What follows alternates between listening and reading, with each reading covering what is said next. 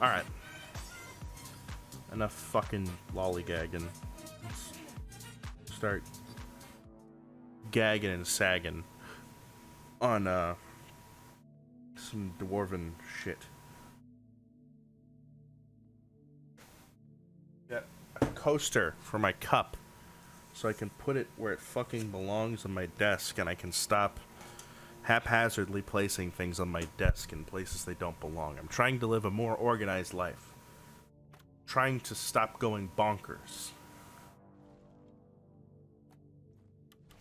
Okay, so we're gonna be shooting things in the air. So I want something that does, like, hit damage. Like, I want to point at something, and I want it to die.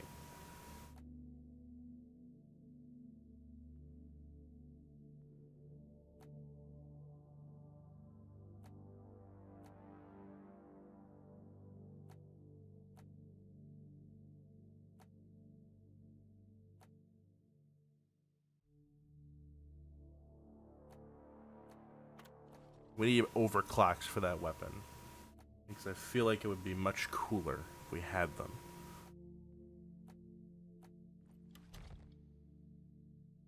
We need overclocks for both these weapons. We've got, like, no overclocks. We've got, like, overclocks for, like, 5 or 6 weapons, and none of them are ones that I use.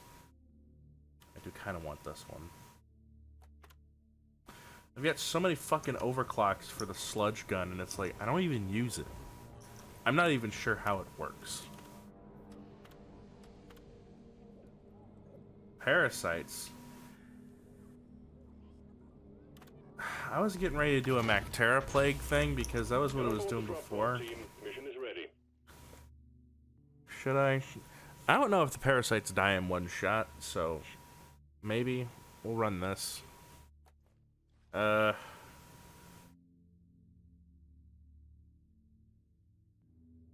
Yeah, it's fine. Because if we use grenades instead of that, then we're gonna be fucking panicking to try and kill shit between shots. I don't want that. Here, we'll have a nice light body. This looks like a really cool axe. This looks really badass. I like it when it looks perfect. Yeah, it looks nice and bladed. Like it's gonna cut the fuck out of something. Like it's gonna absolutely, like... That looks fucking dumb. I like this better. I like it. Our axe looks really cool. This looks more like an axe turned around with a pick on the back. It looks like it's an axe first. Hey, wait a second. Was this... No, okay. What was I doing? We're gonna be fighting parasites, so yeah, actually, we want that. We want that. Need something hard-hitting. Slayer stout, please.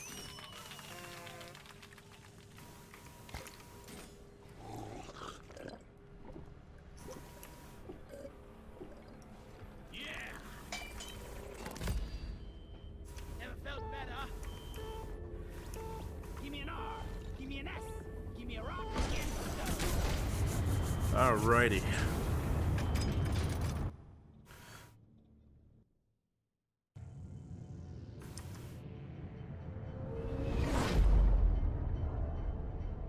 Gonna open up Discord right quick.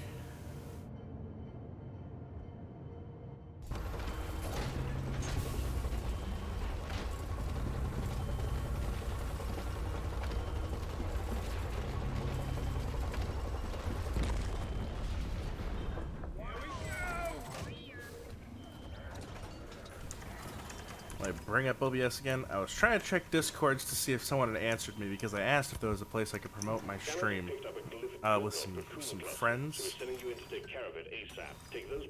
and no one answered me yet. I'm gonna make it back with all my limbs attached. I think I'm scared of some dreadnoughts, some larger than average pussies, some bitches.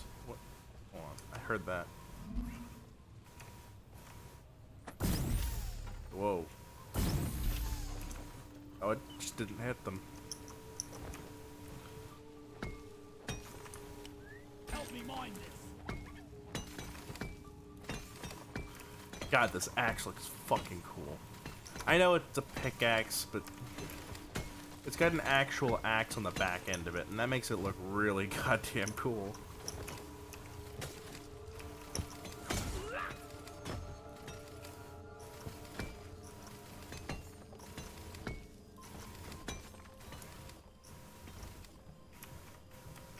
Help me with the minerals here.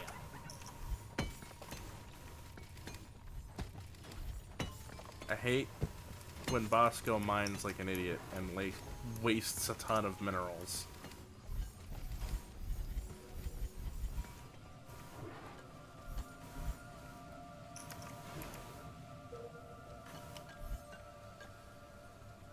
Go fetch. So I looked into it. That little poo poo thing, that little like submarine radar sound that it makes, that is nothing. Nothing is making that sound. That's just something in ambience for some reason. Which it sounds like a sensor going on, doesn't it? Or maybe it's something I don't recognize, but it's not. For the longest time, I thought it was me hearing a helmet go off, and then I was like, no, that's not it at all, because the helmet thing is so much more high-pitched, so it can't be that. I don't know what it is, but it's such an annoyance to not know what it is, and have it still be fucking loud as day. Like, or clear as day and loud, and it's like, it's clearly a sound that was in there. It doesn't just occur on its own. So, I don't know what the devs were thinking putting that in. That sound. You hear that, right?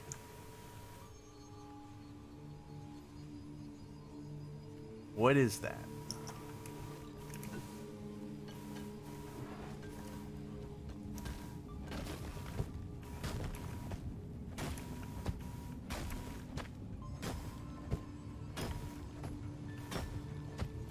I'm waiting for some more folks to join in because I have some cool announcements, but I don't want to say them to no one. Because then it'll only be the VOD watchers who get it, and that's messed up. VOD watchers, you know, they have a privilege to being able to watch things sped up and cut up and edited. Which just I mostly remove dead air. I do have VODs that are in the... What the fuck am I doing?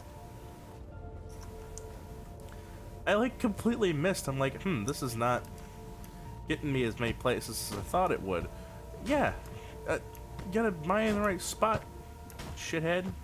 I just kept going down and down and assumed something was gonna happen. What a fool I am.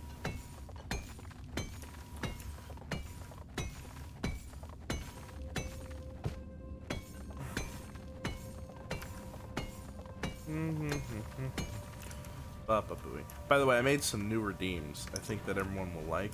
I made some edits to existing ones, but I made a new redeem that I think y'all will find very funny, because now you can have me read a Wikipedia article. I just thought that'd be funny. I'm not trying to steal Holly's gag from the HLVR crew. However, I think it's a very funny gag, and I think that anyone should have a right to read Wikipedia articles. Now, something she does that I will never be able to do, because my memory is absolute dog shit, is she's able to memorize certain articles and recite them from memory. I am a dunce, and I cannot do that, and I probably never will. However, it would be very cool if I could. Oh, shit. Don't.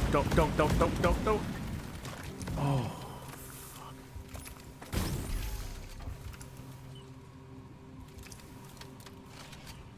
I thought that was gonna set off the fucking egg. I was very scared.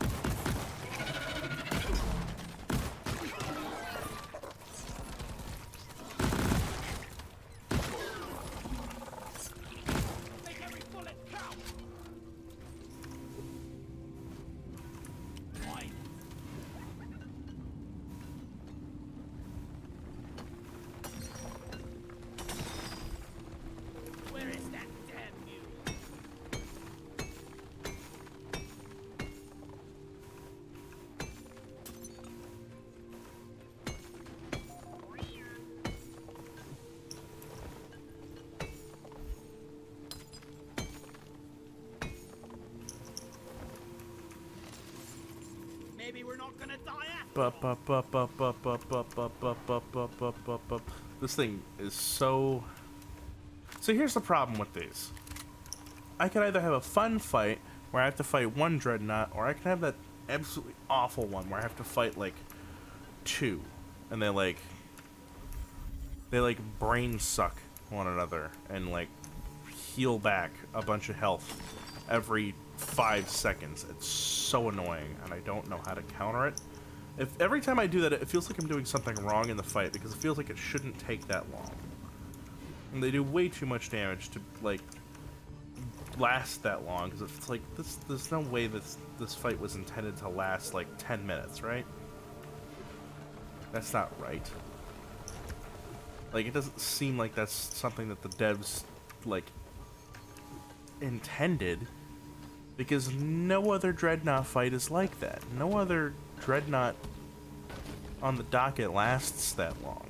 Those are the ones that are assholes. They're hard to do. Like the Hive one, that's no fun. I don't like that fight, because I have to fight all those little shithead minions before he even presents me with the option to do damage.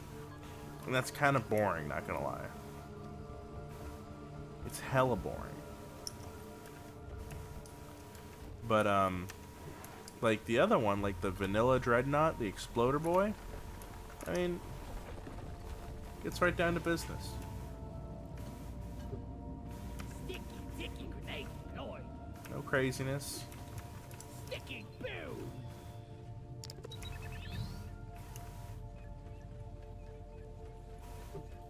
Don't get too attached now.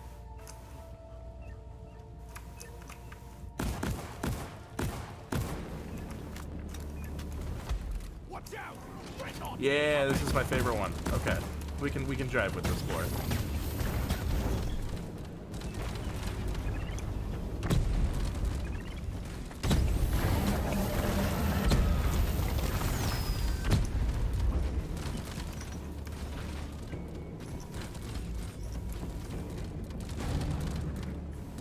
Rocket, here!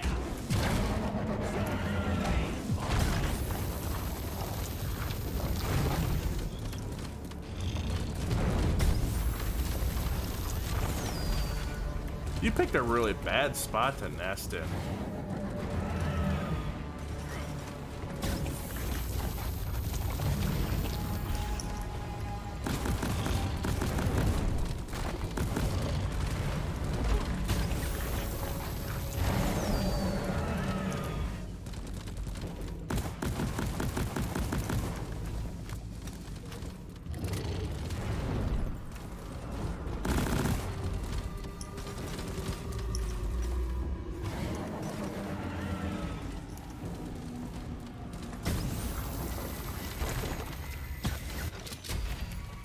That was so sad. Good job, mate.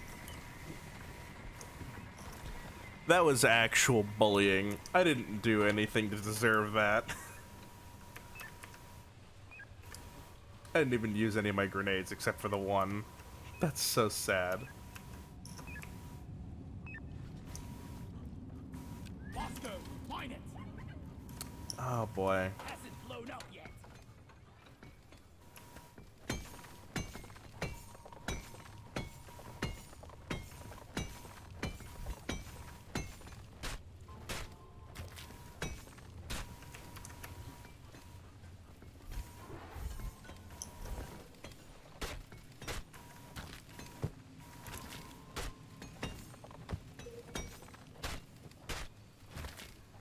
There's that boop again.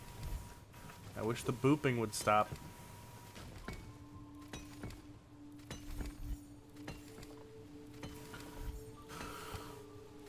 It's so strange too. Like I have no idea what it could be, and I am not the only person who has heard it. So it's not me. It's not my computer. It's not my build of the game playing on my processor. No, no, no. This is something that's actually happening, and other people are hearing it and are equally confused. You missed some. Don't fucking stop until you're finished. You dumb idiot nerd. You suck. Oh my god, Bosco. Finish the job. God. What a fucking... Lazy dickhead you are. I asked you one simple fucking task. Go up there, mine this gold for me. Why do I have to ask this of you? Because I can't fly. You can. I don't have that ability. So, get the fuck down there. Finish. God, you fucking... It's worse than an AC repair guy. Oh my god, did I tell everyone about that fucking story? We had to call our maintenance people 4 times to get our AC to work in the house, because the AC people that we kept calling kept not finishing the job. So the first time they were like, oh, it might just be that the refrigerant's out, and they just filled the refrigerant, and we're like, so you're gonna check and see if it works? And they're like, nah, we just trust it works. It's like, I think you will know pretty quickly. It'll get cold or it won't. Like, just stick around and find out. Oh, we've got other calls to make. Okay, well, I have balls to unsweat. Like, please do your job, I beg of you. Please do it to completion and not just until your hour is up. Like, why would you time something like this anyway? Like, you can't rush it if it's not fixed. It's not fixed. So, they did that like several times where they were just like, we're done now because we say we're done. And it kept not being the case. And our house was like 83 or like 85 degrees on and off for like, yeah, big beef burger. That's what I felt like in my house when it was 85 degrees routinely for like a month. And we were in the midst of like trying to get them to just finish fixing it. Like, that was all we wanted. We were trying to like come after anyone's throat or like ruin anyone's life. We just, landlord is supposed to take care of the AC and make sure it works. And after it gets to like, I think it's like 76 degrees outside, it's considered an emergency if the AC is not working, because it becomes a temperature at which it is unhealthy.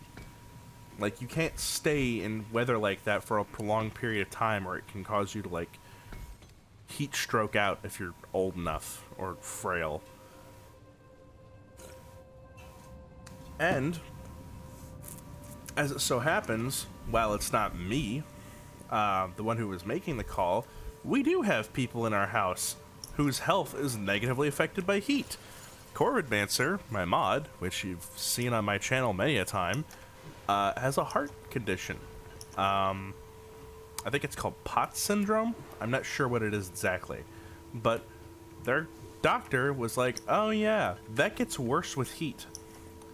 And they were sitting inside a house that was 85 degrees day in, day out for like a month. And they were getting in worse and worse shape and worse pain because of it. And it was probably making their condition exacerbated, which meant that their life was just like constant suffering. I'm not saying my life was like, you know, roses or anything either, because I was still living in 85 degree weather inside and out. Since our AC wasn't working, it was basically hot 100% of the time, and it was humid as hell because it's Florida. And so yeah, we had to keep bugging and bothering the maintenance people, because it's like, hey, we can't, like, we're like taking trips to Walmart so we don't have to live in our house. That's not cool.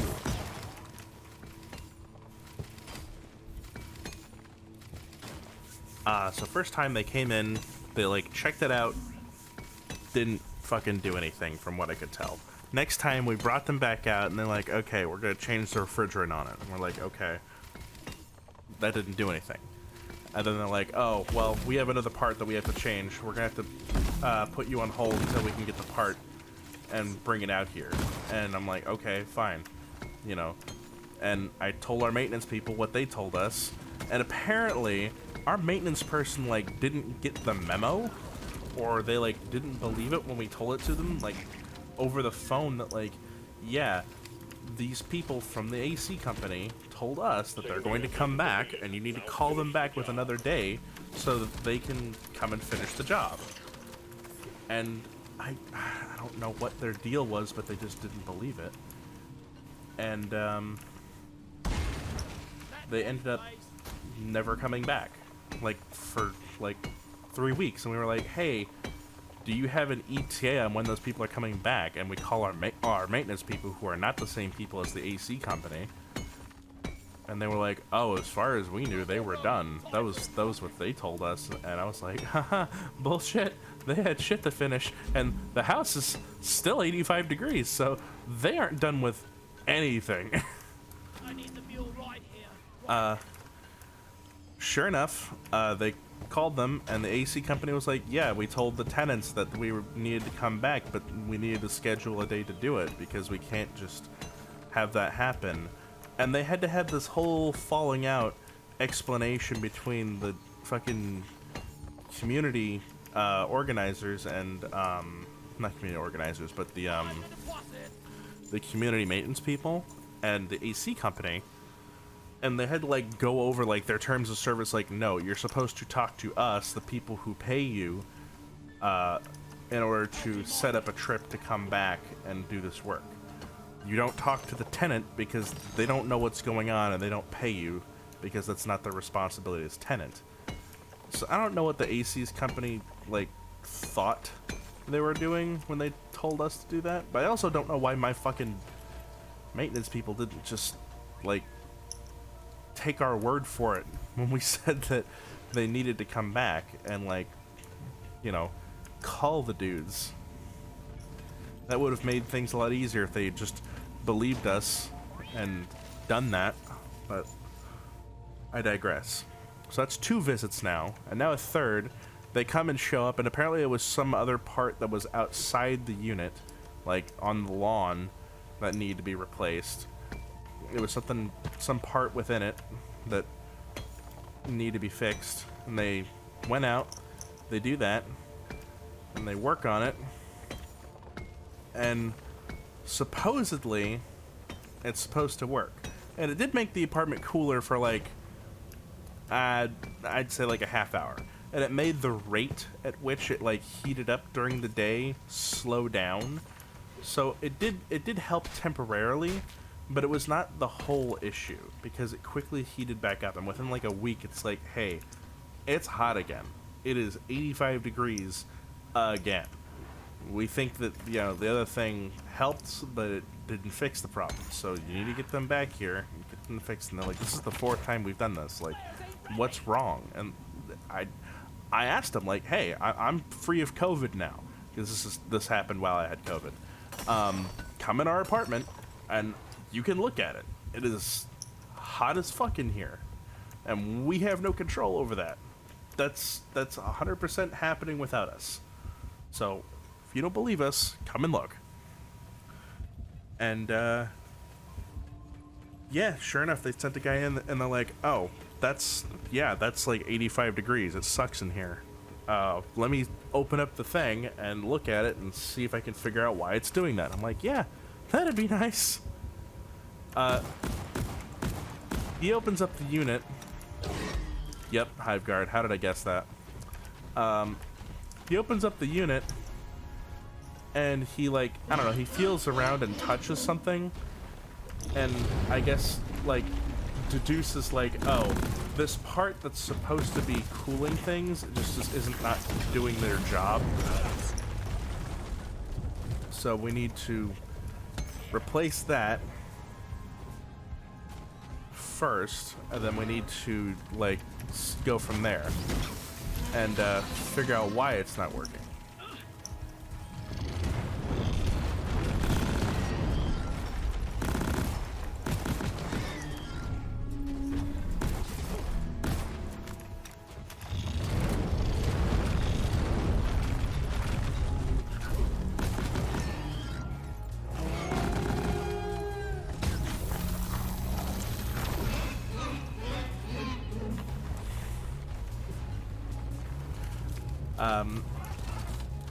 It was some sort of like refrigerant type thingy.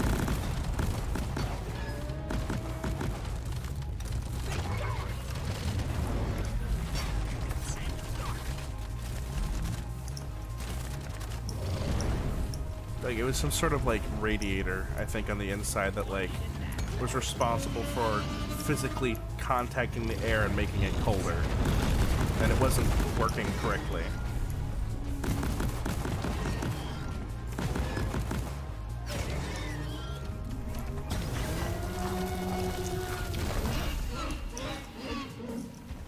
So they shut the whole thing down, turned off the AC like all day, so that way they could go outside, figure out what was wrong with the other thing, make sure that wasn't the problem, and basically isolate it.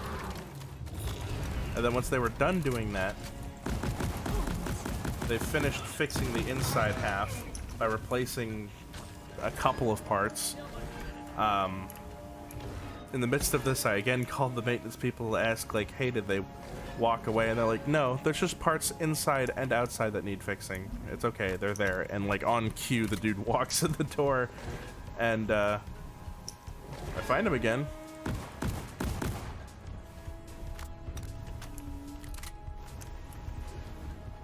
Where the fuck are you going?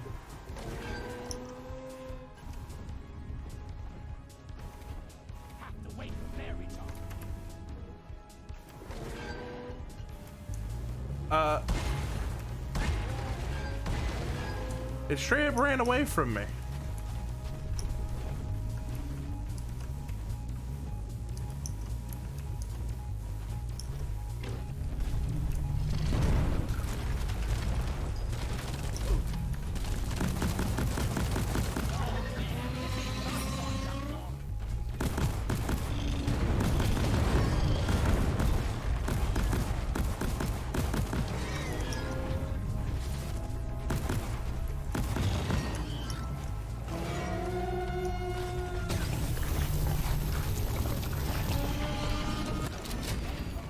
Oh, you're not fucking healing up. Get out of here. Whew, that was close. It almost outlasted my laser, and it almost got a fourth phase on. Ooh, that would have been really annoying to deal with. Right, so last guy finally like sticks around long enough to like fix the inside and the outside portion. Apparently the issue is that there was parts that weren't like talking to each other right. I don't know if that's the right way to talk about it, but the inside half and the outside half of the air conditioner in my house is made by two different companies, and apparently that was some oversight made by the people who made it, and the people who installed it the first time when the apartments were being built. And it's all old as hell, so there's a whole bunch of parts that were breaking down, and he was just like, yeah, if I was your apartment manager, it would probably cost me less to just replace the unit outright than it would to get all these fixes. And I was like, oh, that's cool. Tell him that, because I have no say in that. Like, please tell him that, because I have no control over that, and you won't make any money off of me. So you need to let them know that information before it breaks again.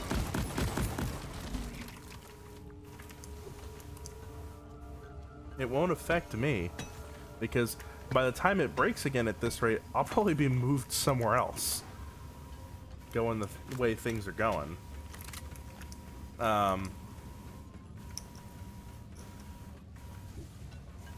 Anyways, that last guy successfully and actually completely fixes it, and we actually were able to get our AC up and working again. And yeah, that was... I forgot what got us on that topic, but that was the story that I had. What the fuck? Bosco, you're the best.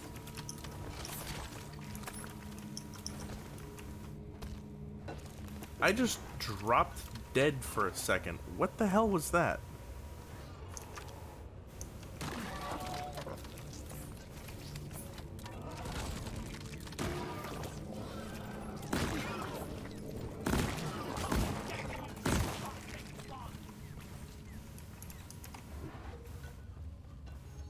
Surely that's not what the parasites do. If they just instant kill you, that needs to be something that gets brought up on the page that says what the parasites are and what the condition of the environment is, because an instant kill environment is way too unforgiving.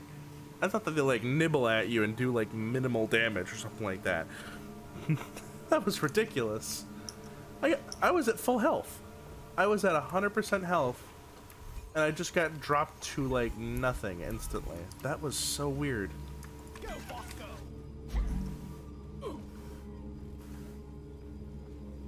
Ugh, weird. Yeah, AC's fixed now. Finally. And I can't remember what brought us to that topic, so we're just gonna move on from it. Right, so I have some cool news. I hope that whoever's watching will enjoy this news, but if not, they don't do that? Well, then something fucked up. I don't know what happened, but I just like dropped dead, and I have the clip to prove it. That was the strangest shit.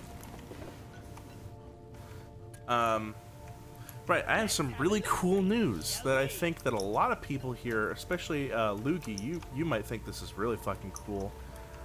I have been accepted as part of a survival multiplayer server with a few other creators, some of which you may know, some of which you may appreciate, and there are more to come, more to be announced.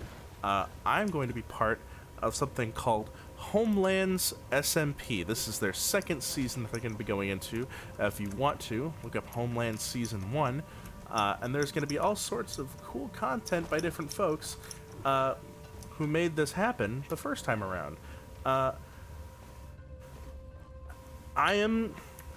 think, one of their mid-sized streamers that is going to be joining. They're probably going to have people who are much bigger than me, much smaller than me, who are going to be making content for this.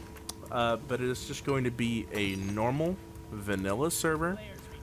There's not going to be any major overarching story, but I'm going to be sure to try and do some gaffes, some gags, some funny shit. I'm hoping that it goes well. I don't know the breadth of who's going to be allowed in, but the person who got me into it is the lovely, lovely rat. Voxel64, y'all probably know them. They're a friend of a friend. I know them through Salty and through Luigi, I think. And they're a very cool person. I really enjoy their content. Very chill, very nice to talk to. They personally vouched for, no, I'm sorry, they didn't vouch for me. I got in because of a gag. I said something very funny because if you don't know, whenever you're joining a large project, it's very common for them to have to interview and sort of audition for your place in it. They don't just want to let any swinging dick in off the road. They don't want to just bring in anyone because that opens them up to weirdos and people who might make problematic content, and that could raise the issue of like, the brand being tainted or their IP being seen as problematic by association of that creator. And so typically it's, common to have oh, what the fuck?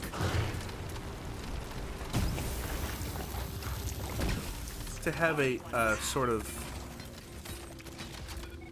I don't want to say enlistment period, but like a recruiting phase where someone has been like, oh, we found this person. Do we trust them? Do we like them? Do we like what they do? And I saw a golden opportunity. The first question on the questionnaire that they give you to enroll in their project was what socials do you have and what are your links for those socials? And I wanted to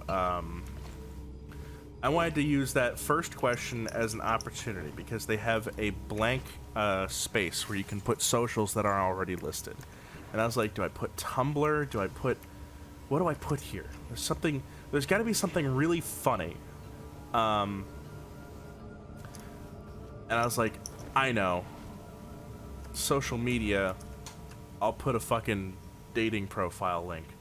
And I put down christianmingle.org. That's a very old gag. For those of you that don't know, Christian Mingle used to run commercials on like nighttime television, on places like not Cartoon Network, Adult Swim and Comedy Central used to have a lot of their ads. Because apparently they paid very good money to make sure that there was a place for Christians to have a hello, I saw you. That time I saw you. To have a good and holy relationship right off the bat, and to make sure that there wasn't any dastardly misdoings with their relationship. Dastardly gays.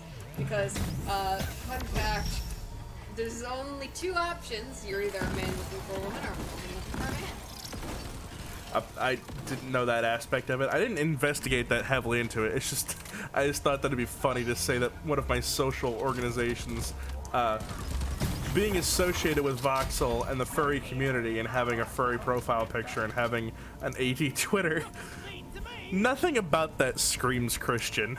And the moment they saw my profiles and everything else, they were like, there's no fucking way that's him. And, yeah, the people that I was interviewing with thought that was very funny, and that alone got me the interview. They were very quickly like, that made me choke. That was really, really funny. We think you're cut out for this. You can join. And yeah, it just proves again that old adage that you get like 30 seconds in any media or any content to get the viewer's attention or to gain the good graces of whoever you're trying to make a good first impression with in your content. And boy howdy, is it so much easier. Hello, Nugget. Nugget is here. It is so much easier to get a job if you ignore all the credentials, if you ignore all the aspects of like, oh, why am I a good fit for this company? Why can I make you money? That is so fucking boring. Most employers don't care. If you can make it seem like you're a friendly person and you're nice to spend time with, you have to remember, especially in any corporate job or any job that's going to have people that spend a lot of time with you, you need to like try and drive some degree of a point home that you're someone they want to hang out with. Because they're going to have to spend every day with you doing their job, an already unhappy task. And if you can convince them that you're like not an asshole and at least halfway decent to be around and like a polite person, dude, you'll get a job way faster, because everything else is a gamble of like, oh, do I want to spend 8 hours a day with this dude? This dude's fucking lame. He probably plays, like, checkers. I don't know why I jumped to that. Sorry if you like checkers religiously. But, I mean, I don't know. Checkers doesn't strike me as a very enticing game. It's a very, very simple game. And I feel like it's fun. I get it's fun, but, like, have you met anyone that only plays checkers? No, that's fair. Yeah, exactly. Like, if someone was like if you were like, oh, so what kind of games do you play? And they were like, checkers. Either A, they're joking and that's fucking hysterical, or B, they're being serious and you'd have to be seriously worried. Okay, well now I know what I'm going to say next time anyone asks me, oh, so what do you do for fun? I play checkers. That's also a really good way to get someone off your tail. Like, if like, oh my god, as a lesbian, that's great for you, because like you could like if someone's like, oh, you're a girl who plays games. Oh, what kind of games do you play? Checkers. I couldn't think of a harder like shutdown than that. Oh, fucking shit. We don't have one dreadnought, we have two. Well, I knew that was gonna come because the other two haven't shown up yet. Fuck off, fuck off, fuck off, fuck off. To be fair, I haven't played checkers in years. Neither have I, because I think the last place I did it, I was invited to attend a not Sunday school, fucking, like, it was like some sort of like faith thing that I had been invited to by a friend, and they were like, oh, you don't know if you're not faithful if you haven't tried it before, and I'm like, I got a good guess.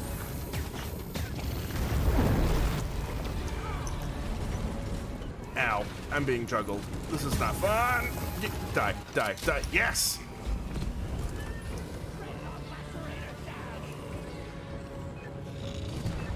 Like, I didn't have the heart to tell him, like, yeah, I think your organization wants me dead. I'm pretty sure we're not on the wavelength that you think we are. But I figured I'd humor them because they didn't have a whole lot of friends, and I was like, okay, I don't want to be a dick. And I guess, to their credit, no, I haven't been to one of these before. Maybe it's not all faith. Maybe it's just hanging out with the lads, having a good time, and the fact that it takes place in a church is tangential to what actually goes on. Because I could believe that. I mean, to be fair, some like youth groups are like that. That's why I figured maybe it's like, you know, it's sort of like, you know, It's like we're there for 2 hours. Only like the last half hour is like actual Jesus talk. It's mostly just hanging out with other kids your age. Well, the other thing is it's sort of an open secret that fucking, you know, youth reading club or like band book club, that's secretly the gay hideout in high schools. Like that's where you go. That's where you go if you don't want to be harassed by weird straights in the library. Is you have a teacher who's, you know, not homophobic, supervise the event because they get to be able to say, no, you're an asshole, fucking leave, because of the teacher. And, you know, all the gay kids get to go together and hang out and not feel like they're being pressed for everything. And that's all that is. And I thought maybe it's a similar situation with this. Maybe this is just bro time for people who say they're Christian and maybe or maybe not they're actually, you know, down with the J-man. And no, it was totally boring as shit. It was okay, I guess, but what's wrong? This is something I did yesterday because that's when I got money, and this is new and happened today, and I haven't shopped today. I've been sick all day. If you have a charge that happened today, and you hadn't, do you want me to look at it? Yeah. Hold on, we might have a fucking in progress identity theft. Jesus. Other way. Extreme value discounts. Have you? It's in California. You didn't shop here. I've never been to California. What are you doing? Look at him. Yeah, I think I need to. Call your bank, dispute the charge, let them know that someone skimmed your card, and they'll send you a new one. You're going to be out of a debit card for a few days. Yeah, so I'm honestly thinking I should probably go out and get some food before I do. Set up Google Pay because they'll automatically update your Google Pay. Yeah, they'll give you a digital card. Alright. Plus, you have Wells Fargo, don't you? Yeah. Okay, well, you can just go to the physical location. They'll print you a card, I think. Oh, okay. Yeah, you might have to go out today, but, you know, it's better than being bereft of card for a few days. I was gonna say, because I think there's even one literally by the public, so... Yeah. There you go. Alright. Sorry, someone stole Lyra, my other mod's fucking card over the internet, like the dastardly whores they are. Bloody disgusting stuff this is. He's a good boy. Just a good boy! That's a good cat. He takes a pet like nothing. I'm just holding him like a sack of potatoes, and he's just like, this is fine. It's getting into Yeah. nooks and He used to resist doing that because he was like, I don't like this, I don't like being touched. But now that he's like gotten used to it, he loves it because he's like, I get pet and scritches and treats when this happens, so obviously it's good. Alright, so, I would like to, unrelated note, a little bit of context on me and my situation. I have been, for the past 3 years, cutting my own hair. It started off with me at 19 going, I want an undercut, and I am by myself in the house for the next What week. the hell was the lead up for this? I So was confused. I was in a dead-end job in 19 and not on antidepressants at the moment. So I was just like, I need a change of scenery, I need to do something or I'm going to go crazy. So I grabbed my stepdad's clippers and I gave myself an undercut. And that was the start of a 3-year journey of learning how to cut my own hair and other people's hair too. Right. Other people's hair. Like mine. Yeah. Whenever that happens, which doesn't happen very often. No. The only person I would let my hair get cut by at this point is a friend Alistair, because he's very chill. He's a barber in training, and you know, I just like supporting friends. So I'll throw money at him if it helps him out, best as I can, because sometimes I'm broke, so I can't. Not the best at cutting other people's hair. Bless you. Thank you. I'm good at styling and coloring other people's hair. Very good at that. Doing that for years. Oh, this stops fall damage. That's interesting. Yeah. I foresee a lot Hello? of shooting in your future. Oh, you got bullshit. What'd you get? Let's see some ramen cups. Oh, What's the... Oh my goodness. Was that thing that you told the guy to hold in the back room? Or did you already... No. That was like $110. I put that back because I'm not taking that home. Fair enough. have fun with whatever's in the box. Have fun. If you could fit it in through the door. That was our roommate Isaac. He was struggling to get a box through his pin. Yeah. But You ever see him in chat? That is Dillahan Dawn.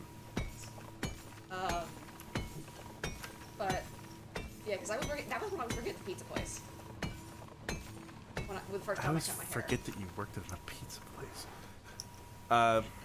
God, what kid hasn't worked at a pizza place? Now that I think about To it. be fair, the reason why they hired me was because I was over 18. They needed another legal adult. Well, because the reason is because they have machinery in there. Because I worked at Papa Murphy's, so it's a take and bake. So we make the pizza, but we don't bake it. We send it home to you bake it. Used to. What? Fuck? So it's like Wait, who the fuck orders a frozen pizza? it's not frozen. It's all fresh. Like it's like fresh dough, fresh cut ingredients, all that. That's It's just- even weirder. Finish the process. What the No. fuck? Well, no, because the idea is like so it's hot and ready out of your own oven. So like you get to skip all of like the prep of it, and you just like preheat the oven, put it in, take it out like a frozen pizza. How much did it cost? Actually, really cheap. If it's cheap, I guess I could see that, because here's the thing, you could order that, and then while it's on its way, I guess you could preheat your oven. Well, no, not even that, because like I don't. No, yeah, you can get delivery because when I was working there like 2019, we were just getting delivery for like DoorDash, but now I feel like that's a bigger thing now. It was Oh, mostly you would just- take it home. Like, you had to go to the physical. Oh shit! Yeah, well, because most people would walk in and be like, "Hey, I'd like to, Fuckers. I'd like to get a You, pizza." you don't realize how close I was from death just now. Well, 'cause, the idea was, you know, you'd call. Some people would call in, but most people would walk into the store and be Ah, like, fucker. "I would like this pizza," and you would make the pizza like you were making a Subway sandwich, essentially. So like you talk with them while you're making the pizza. That's bizarre, but kind of cool. Yeah. And I just did the thing. Fucker. The reason they needed that is because there's machinery there, because we make our own dough, we cut our stuff, everything. There are rated R machines. Quite literally, the half stickers on there that say rated R, because you have to be a legal adult to operate them. That's a strange restriction. Well, because they're like The illegal cutlery. The illegal Well, because pizza they're- science. It's like, well, because like the mixer, it was an industrial mixer. It was an industrial mixer as tall as me. So it was like a. I You're don't- not going to be held liable if a kid like cuts out. Falls his in fingers. there. Yeah. So it was to make sure like it's like listen, you just need to be like old enough to use it so that we can trust you. Because like See, they were really missing out on the potential of having child workers do that, because they could have had people with small, tiny hands reach in the machine and reach in the machinery and keep it clean. To be fair, we had teenagers working there, but like the one I can remember. No, I'm talking like 8-year-olds. No. I'm talking like get little kids, have them earn a couple nickels a day, like it's like a couple 2 pence. I'm fucking digging a hole here. Jesus. Jesus. If you didn't know, I'm describing practices of like 1820s coal mines. And backwards. Don't forget backwards. And the post office, apparently, because they preferred to hire younger orphans because there was the thought process that they wouldn't have anyone to miss them if they died, if they got robbed while they were out on delivery. I shit you not. There's a hiring poster on the internet of like the Pony Express, the precursor to the United States Postal Service, putting out a like 2 pence a day hiring poster that said orphans preferred. It's the funniest thing ever. But yeah, no, but it's like it was a pizza job. I Right. was working minimum wage. And 20. Keep talking. I was just trying to get you closer to the mic so I could hear you. It wasn't picking you up. Okay, so like it was a dead end job. I was 19. I was working minimum wage. My hours kept getting cut. So I'm like, it's like, Sounds like 2019. yeah, it was like end of December, and I'm just like looking at my hair, going, I need to do something. I need to do something. I'm going to go crazy, and I didn't have enough money to buy hair dye. Or supported enough parents to help her with it. No, my parents were home. What? My parents weren't home. They were out. I think my grandma was sick. Right, but do you think that they would buy you hair dye? Yes. Oh. It was my mom's idea the first time I dyed my hair an unnatural color. She was like, hey, let's dye your hair purple. And I was Oh. like, sure. You had a very different experience with your parents than I had with mine. I was gonna say, you might be thinking about my parents. My grandma, Listen, I assume that like parents of queer children just aren't supportive because that's what I'm used to. I have very supportive parents. I shouldn't say unsupportive. My parents are supportive of me, but they show it in very bizarre ways because my mom went full on Yas Queen on me, and my dad said, and I quote, I don't care, which at the time really hurt my feelings. What he meant to say was, this doesn't change how I see you, because we had expanded discussions of that. He went into elaborate what he meant by that, and he was like, yeah, whether someone's gay or straight or black or white or whatever, that doesn't move a needle on me. I don't care. I just care about what a person does and what they, how they behave. I care about someone's morals and their work ethic. And I'm like, bro, why didn't you fucking say that? Like, saying I don't care, I feel like that's the worst way he could have fucking put it. It's like the difference between I don't care and I don't mind. Yeah, literally, like, they mean the same thing, but the complexity of the English language is that those two things mean very different things. Yeah. Yeah, no, and then I have a really cool grandma, too, because when I was working for her out in Texas, I was like, hey, Grandma, I want to dye my hair. And she goes, oh, cool, what color? Blue? Go for it. God damn. Here's the thing. I was not out before, like, my grandmother had passed. That happened way after the fact. So, I don't know. All of my family was on the lesbian. I don't know what she would have thought of that, because it could have been good, it could have been bad. I don't know. She grew up in, like, the 1930s, so... You say that, but both of my grandmothers that are still living, huge supporters of LGBT. No, wait, no, she didn't, because she had my mom when she was, like, really young, so she would have been born in, like, probably a little bit, like, in the late 1940s. I think she was alive after World War II was over, but, like, just barely. Like, I think she was a baby, like, right as, like, V-Day happened, so... But yeah, I'm glad that you have supportive family. I'm just not used to that being the case. My dad was actually happier that I was a lesbian than straight. He's like, thank God, you don't have to deal with boys. Yeah. However, it does terrify me to the whole knee situation. No. He sees you as a woman. That's good. Also, I don't want to be, like, bring something kind of real and worrying into the scenario. Has anyone seen my social security card? Is it not in the folder you had No. left? No, I checked that. It's not in there. Where'd you put the documents from your training day?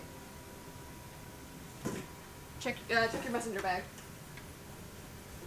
No, it wouldn't be in the messenger bag. It would be in that old racetrack bag they give you. Check anyway. Do you know where that bag is? Uh-oh. Someone fucked up. I think. Check your car. Alright, what's swarm again? Prepare yourself for a tsunami of glyphid swarmers. I'm not fucking scared of you, bitch. You little pussy fuck. I do think it's What the hell? I do think it's fun. It updated in real time and changed it. Jesus. Anyways, Mineral Mania, cool. Get ready to mine a whole bunch of shit. I do think it's funny that I came out to my dad and be like, Dad, I'm gay. And he's like, yeah, that makes sense. That tracks. Meanwhile, my parents were like, no, you're not. You like girls. You like girls your whole life. I'm like, yeah, I'm bi. I like both. They're like, no, it's one or the other. That doesn't make sense. I'm like, what do you... It's not a fucking multiple choice quiz. Yes, it is. The answer is D, all of the above. E. It's always E, all of the above. Fuck you. Although that would ask the question of what is B and C.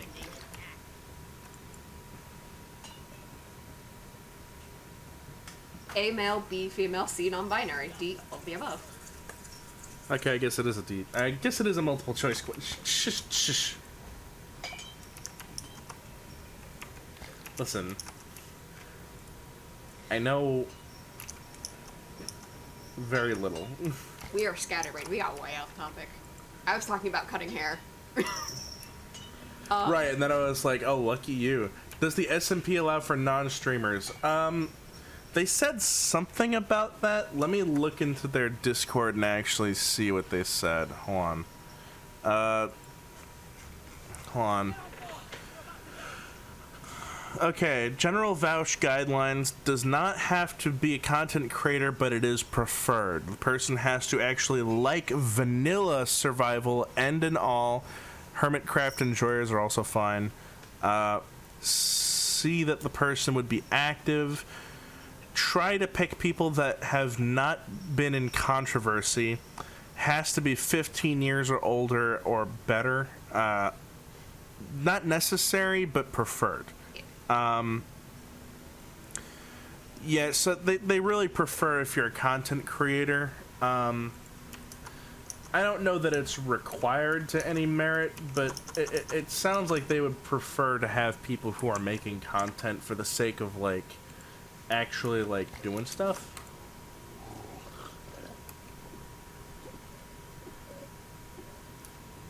They allow music makers. You know what? I will ask. I will at least do that much. Not right now, but I will ask. Oh, you got the fucking Leaf Lovers. I didn't want... Man, I was gonna play the mission drunk. But, back to the original topic. So it was like, my parents were out in Texas with my grandmother at the time for, like, some holiday. I think it was in November, because I think this was around the time of, Thanksgiving. And I'm just like, I need a change. And so I grab my, stepdad's clippers, and I just give myself an undercut. I'm like, alright, I'll look up a YouTube video, I'll do this shit. And it came out great. Nice. Yeah. And that started a 3-year journey of me not going to a hairdresser ever since. Every time I've cut my hair, it's been my own. Are you trying to, like, keep a streak up, or is that just something that's, like, been the case? It's cheaper. That is true, but I do also know people who could probably cut your hair for cheap. Not, you know, not free, you know, not free fitty, but, you know. Okay, but I also know how I like my hair, so... I've amassed mugs. Yeah. So it's literally just like, I know how I like to cut my hair. I know what styles I like to go with. If I want to experiment, I can only blame myself. Well, that's fair. But like, so with the past 3 years, it's just been me cutting and regrowing my hair to the point where I've shaved my head really close to like I want to say like 1/4 of an inch long. Oh wow, that's really short. Yeah. Is like between that and having my hair like to the length it is now, where I'm actually able to tie it up. Like if you look at it, it's got 2 pigtails. You get a haircut, you make it bald. Jesus. I could never. I don't know what's out. Y'all like short hair. Look. Oh, are you getting ready to cut that? No. It's funny though because I got a shower after I got home from work, and I came into the room, and Lyra looks at me and she goes, "Did you cut your hair? It looks good if you did, but like that was really fast," because I had taken a little bit longer in the shower because I was in pain. But I was like, no, it's just wet. But over here, like, I kind of want to grow it out enough to like reach my shoulders and then just like keep it at that. But I'm in between that and just cutting it, and I'm just like, which one do I do? Which one do I do? Right. I think you should do an undercut again. I think that would look cute.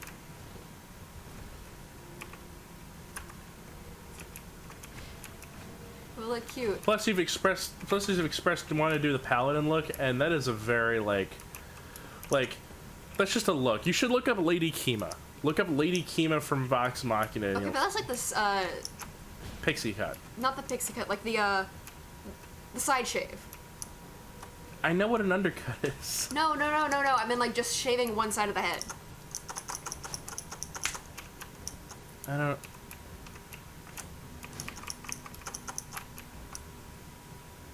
You lost me. I'll grab my phone.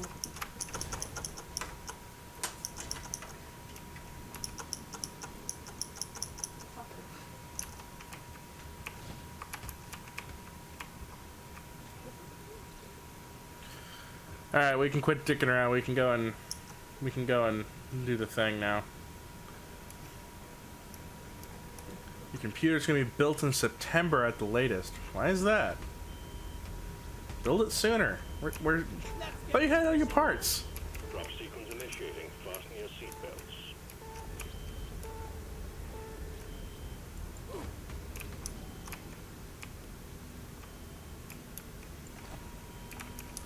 Oh, I see.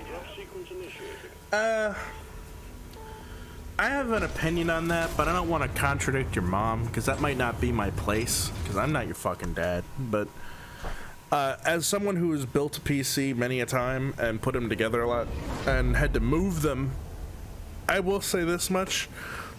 It is much easier to move a built PC. There's a what? Titan.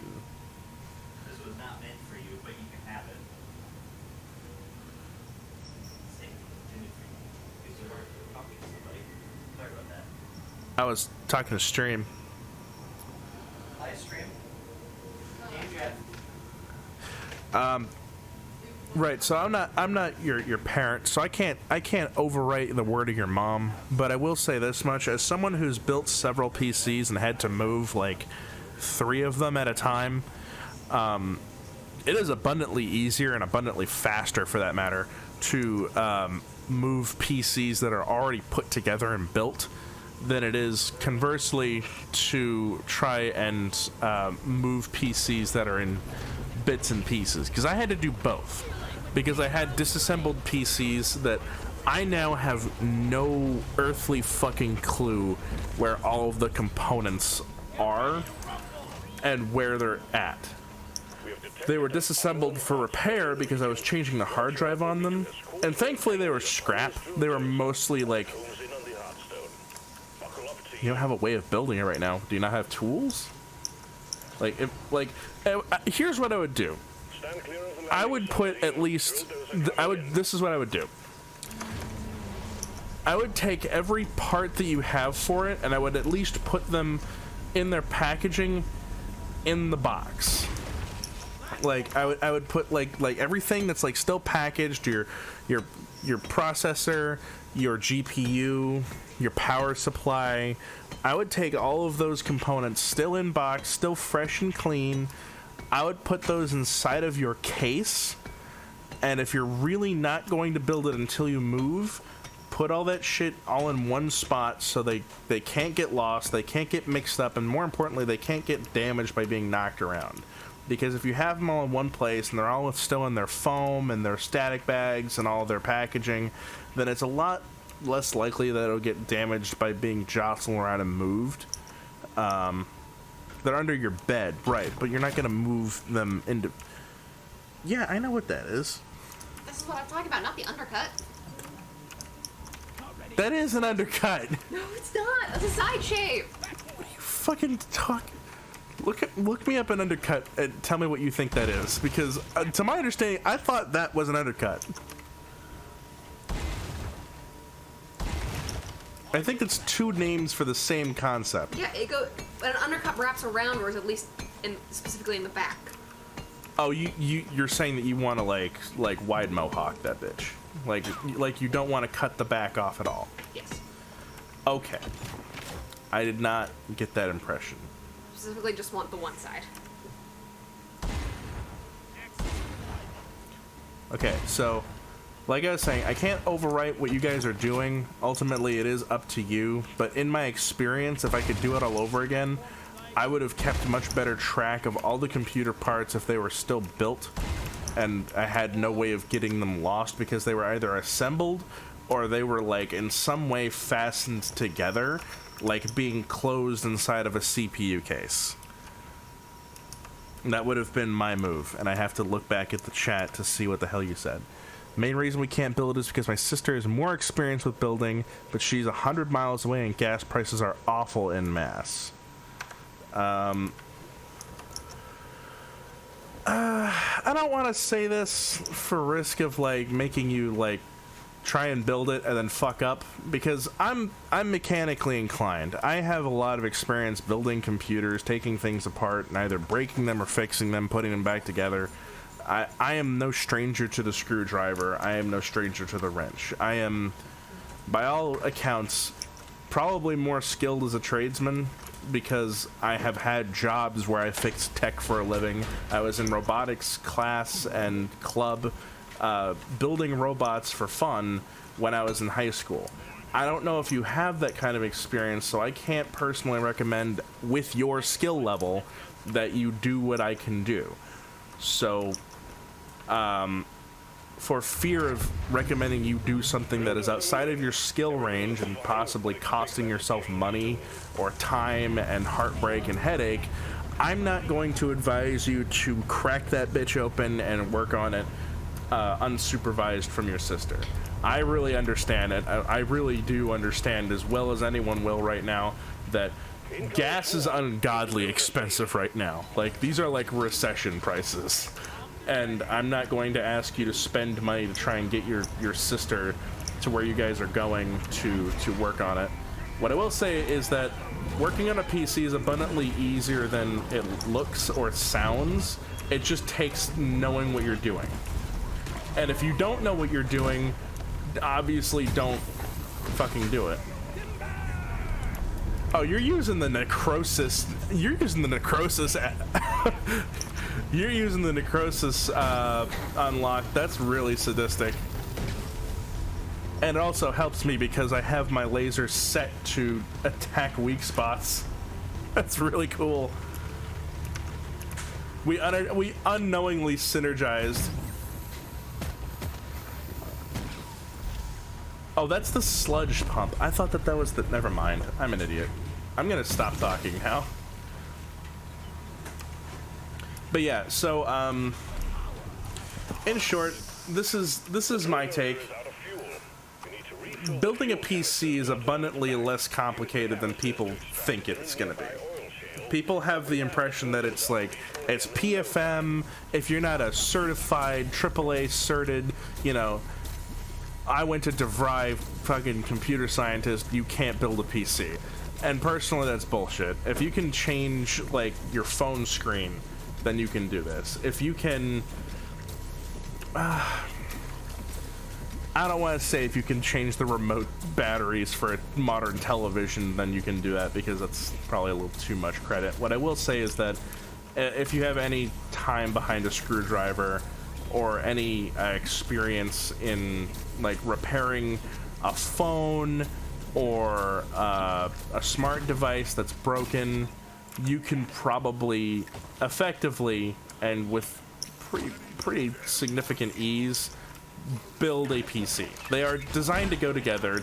It's not making parts do anything they weren't designed to do. Everything is basically click and place and Lego style, like, assembly.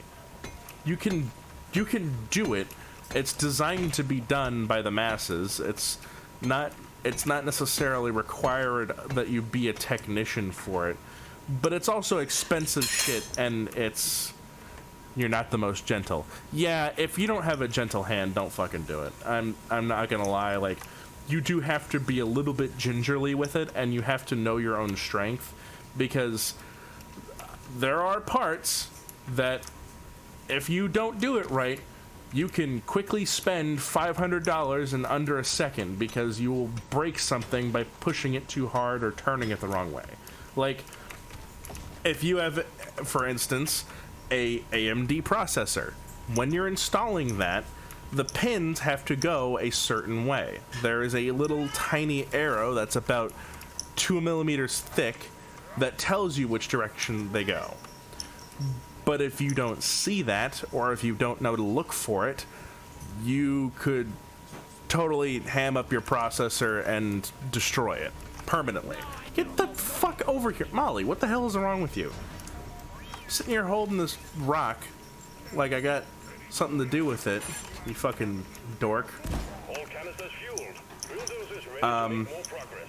I would say that's probably the scariest part, is the processor, because the pins are made of gold.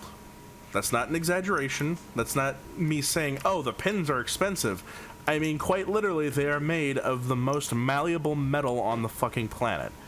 And they will bend like nothing. It's not very durable. What it is highly conductive, and you want zero conduction time for whatever you're using as your processor, because that is going to be the bottleneck of all the other parts in your computer. Everything else in your computer can only go as fast as your processor goes. That is the bottleneck of bottlenecks on your computer. So if your processor's slow, it doesn't matter if you have a 3090 GPU. It doesn't matter if you have a fucking, I don't know, 660 Threadripper for a board. It won't go faster than your, goofball tier i3 Intel. It won't go faster than that. It's going to always be limited by how fast your processor can go, and that's just a matter of how that works. Hey, before you head to the bank, make sure you call ahead and ask if they can print it, because some locations can and can't do that. Oh, that's good, but I wanted to see if I can find my SSD first for identification. SSN. SSD is a type of data storing hardware. Why is there so many fucking Praetorians?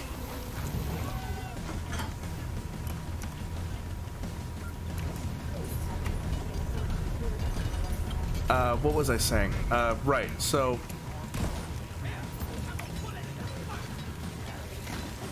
the process for building the processor, shit's very fragile, and more importantly than being fragile, it's very prone for with AMD processors, they're prone to getting bent because they have exposed pins that are they're like 3 millimeters long, and they're like the width of like a couple strands of hair, and they stick out of it like teeth because they seat into little sockets on the board where you're meant to plug them into. That's just how it works. The pins on a Intel processor work the exact opposite. The pins are on the board and they're concealed inside of the socket that they go into. It's one of the benefits of having an Intel processor. Would I prefer an Intel over an AMD? Fuck no, they're expensive. However, I recognize that there is that advantage to them. And some people swear by Intel products, some people swear by AMD. Oh my goodness, you are loud! Nugget is craving attention today. I don't know what his deal is. I think I think I said this before. I think he recognizes that I am streaming and talking to no one, and he's trying to imitate me by yelling at the screen. His cats like to imitate their owners, and he's like, "Oh, Dad's yelling at his computer. That means I should too." Oh, little derpy fluffer nugget. Fluffernutter. Piss off! Ugh. Annoying bug. Alright, here we go. Right, so PC building, hard to do, complicated. It's as much artistry as it is technical, because you need to be... Mom actually wants to get a professional to do it. If you have a sister who has done this before and knows what they're doing, don't spend money getting a professional, because you're gonna pay like an extra $200 to get your PC built. That's a lot of money. You could spend that on a new, like, you could buy a new processor with that. You could buy, well, that's half of a fucking GPU nowadays, if that. But more importantly, you could spend abundantly less getting your sister out there to do the work. I would say that that's a more advisable decision, and if they're at all technically inclined, they can probably build it just fine. Like I said, it's not hard, you just need to know what you're doing, and if they know what they're doing, let them do it. I would not be fearful of that. I would ask this much of your sister: how old is she? How much experience does she have in working with tech parts and working with, you know, smart tech? And how confident is she in putting it together on the first try and not breaking anything? Depending on how she answers that, that would be how I determine whether or not you need an additional technician to do the work.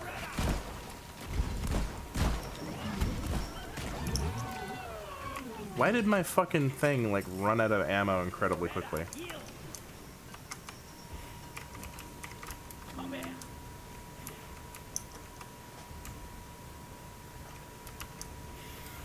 Ooh, that smells good. Does that smell like toasting bread? What is that?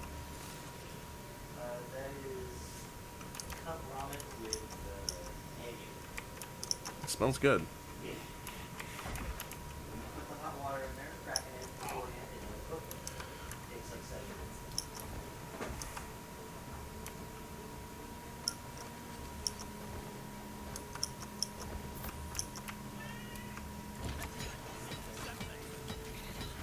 So, oh, Loogie disconnected, that's what's happening. Wondering why you weren't saying anything. But yeah, I would say, if you were feeling, like, ballsy, go ahead. No big deal. But,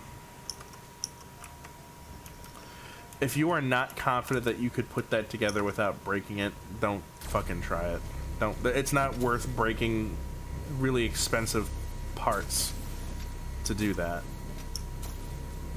Because there's people who, you know, they'll ruin computer parts out of hubris, like, oh, I don't need someone else to build my stuff, and it's like, maybe let someone else do it. And there's people that make their business doing that, but with that in mind, building a PC is like maybe a couple hours long activity. If they're asking for you to leave your parts there any longer than a day to be put together, like, that's extremely sus. So don't get your shit ripped off. That's pretty rough. And there are plenty of people who make their racket that way. People who will snag your stuff and then sell it on like Facebook Marketplace or something untraceable, and then make off with the dough. And I don't want my friends to get ripped off. I want my friends to have a working computer. My friend.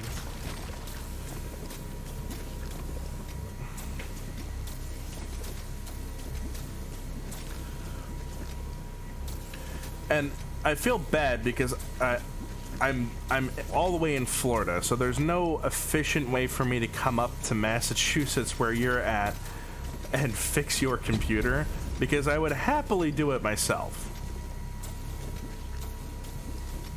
Because I've built...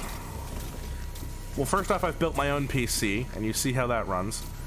That's able to record gameplay, play this game at 60 frames a second, run a camera that is using probably the world's jankiest software to turn into a webcam, all while simultaneously streaming it at 6,000 kilobits a second pretty seamlessly, and I don't crash, so I'm pretty confident in being able to put together a computer. And I think the last time I blue screened was like 2019. I've got a newer, better processor since, so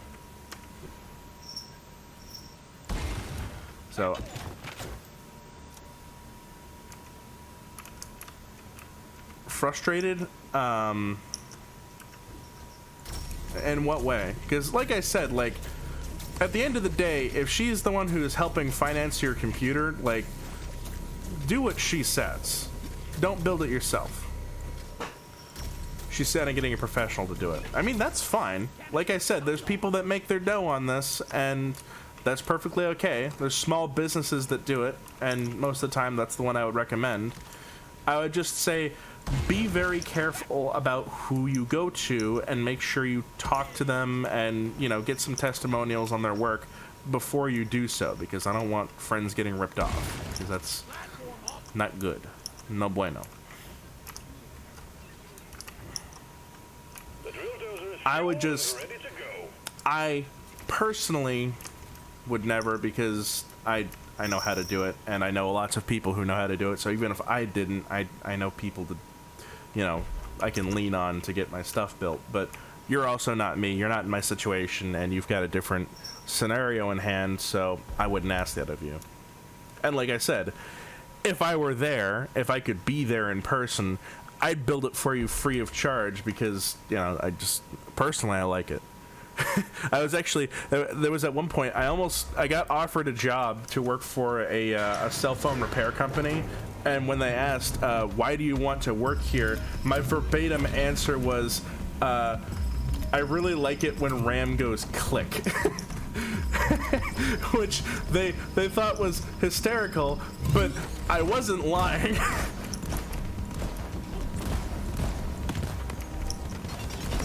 Ow, ow. Ow!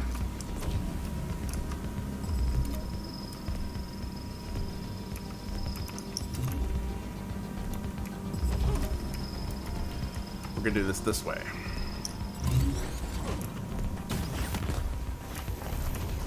Ouch. Fuck. Turn this way. There you go. Okay, this makes this abundantly easier. So, that lad up there is turned this way, so we're going to just scooch around here. Now that you're facing the other way, I'm going to bully you.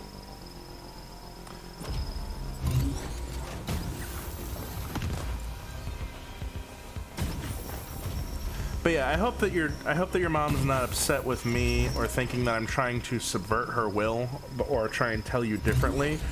What I'm saying is that I want you to cover your ass, and I want you to get a working PC as soon as possible, is the main thing, because having a reliable machine is a very rewarding experience.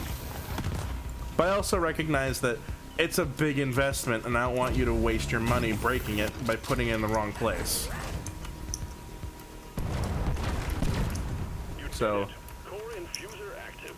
above all things, take your time, be careful, and yeah, don't get ripped off. Like, that's my biggest piece of advice, is don't get fucking ripped off. I just realized, did you start that Triolite? Where's the core infuser?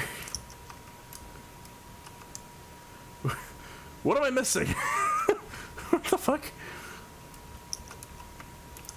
Did I just fight that for shits and giggles? Where's the core infuser?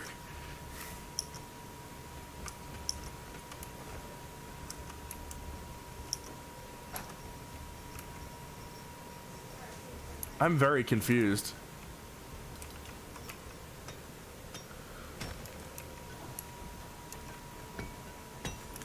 Oh, it's by Doretta. Why is it all the way down there? That's so strange. Oh well.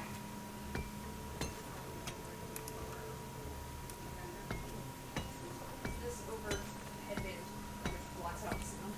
Oh, it's not just by Doretta, it's inside Doretta. What the fuck? That's weird.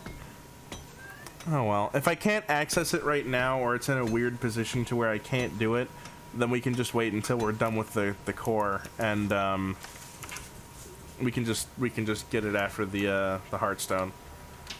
Oh well.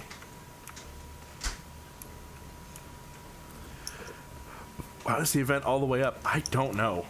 I have no good answer for that. Speaking of, where's the fuel can? Oh no, it's already fueled up. It's good to go. That is a weird spot for that to be. Matrix core inserted.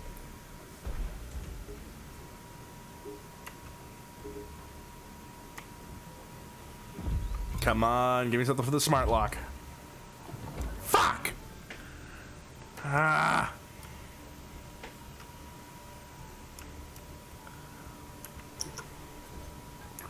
I really want unlocks for weapons that I use, and it just continuously gives me shit for weapons I don't even like. The stubby is just not fun. It's boring. It's another basic ass SMG. Sentry's done. Go get him, boy. Not every game needs Call of Duty guns. I really like when games have single fire weapons like these. They're really cool. Well.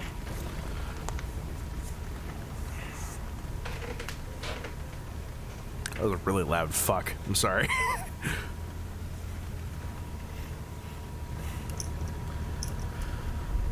So, in conclusion to what I was saying earlier, your laptop's awful. It's okay. It's doing its best, and I understand. I used to work out of a crap top for the longest time, and for what it's worth, it's working real hard for you. Be gone. Be gone.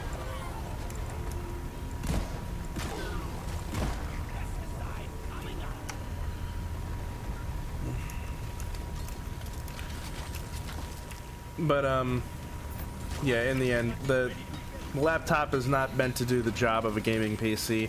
Even in like, the long run, like, even gaming laptops that advertise themselves as being built for gaming, like, I promise you they don't do the same thing.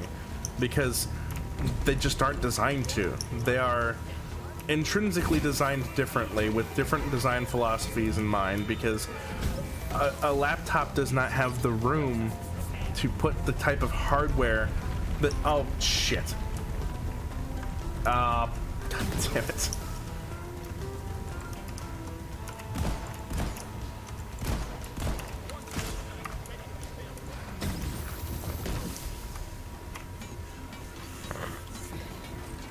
Yeah, I noticed.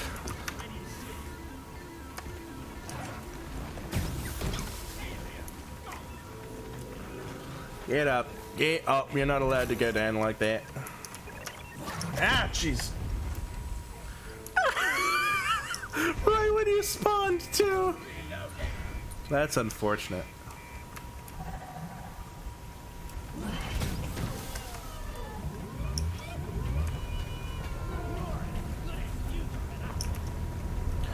But yeah, I hope that your mom doesn't take any offense to what I said or think that I'm trying to subvert her will. Like I prefaced this argument with, that I'm not trying to parent you. I am not trying to pretend like I know better.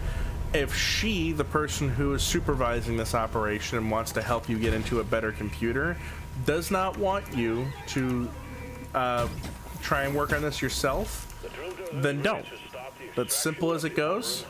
Her word is, at the end of the day, more demanding of mine, and she has higher authority than me. I'm never going to tell you to go against the will of your parent on something like this. This is up to them. If they're footing the bill for this, then they have a say far larger than I do on what happens to this computer. So follow her instructions. Don't go against them. By all means, wait to get a professional technician to do it, and you know, just be patient. And I understand that that's hard. It sucks having to wait for your computer to work. It was very tempting for me at one point to be like, I wonder how long this will survive without the heat sink on. And my boyfriend had to talk sense into me and be like, are you insane? Like, I wanted to see if it would even turn on, because I was so itching to see if it would work that I was like, I just want to test it and see if I can even install Windows on it, or get the hard drives to run, or hear anything spin to life, just to make sure that I've done the wiring properly. Because I wanted any amount of feedback to know that I've done everything right, and I had no such confirmation unto that point. If I had done that, I likely would have killed the computer then and there and cooked the processor. Or I would have at least made it crash and go, hey, there's no heatsink attached, don't run the computer. So, the point that I'm making here is not go against your mom. It's that if you have the resources to get this done cheaper, or get this done easier or sooner, then, you know, investigate those avenues. But if you are dead set on doing that, and more importantly, if your mom is dead set on having that happen, go with what she says. Her word is law. She sounds very supportive, and if she is dead set on getting a professional to do it, then it sounds like she probably knows what she's talking about. And again, like I said, that whole crux of it being done sooner by your sister is dependent on whether or not your sister was A, willing to do it, and B, wasn't going to ask for payment to do it, and C, if she was a confident enough technician. She said she would. Are you talking about your mother getting a technician, or if your sister would be willing to build it? Regardless of the fact, your mom says that she wants to get a technician, so get a technician. That's simple as that. There's a lot of money at stake, and I don't blame her for being skeptical. Your mom has other plans. I see. Okay, that's perfectly understandable. And I can understand that. I'm not a parent. I am not a parent, and I don't know what's going through her head on this. I don't know what your mom's experience in tech or doing. Other technicians are liable for yeah, they are absolutely. But like I said, gotta be careful with them, because sometimes they will absolutely try and motherfuck you on stuff like that. And I've never experienced it. I've known people who have. And I've been thankful that I've never experienced it, and I'm trying to save you any heartbreak that might bring. But that said, I've also never had it happen to me, so it could be perfectly fine to just have someone else do it. So,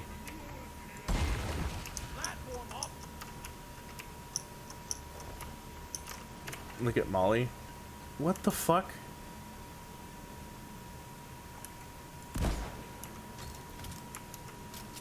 Come on, guys.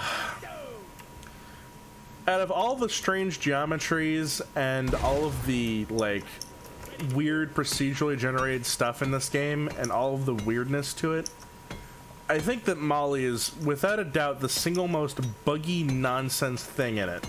that just subverts all expectations and does nothing the way it was expected to.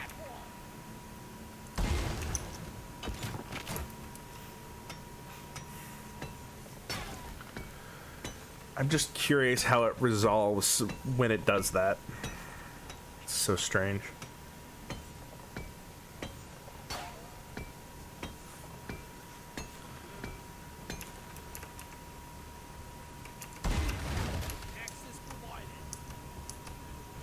Alrighty. Hold on. What are we holding on for?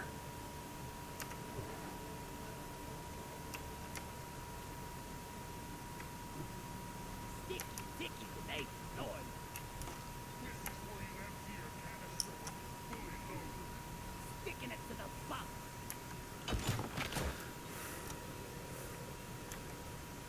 Watch and learn. Good God. She doesn't adhere to gravity. She doesn't adhere to shit. She didn't even adhere to the, like, programming that put her together.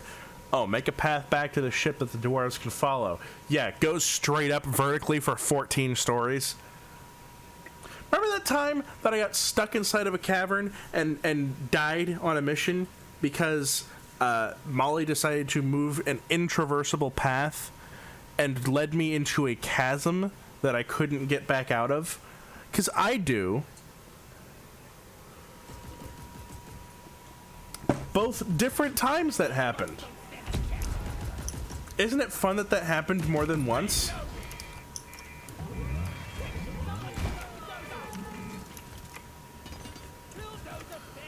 Alright.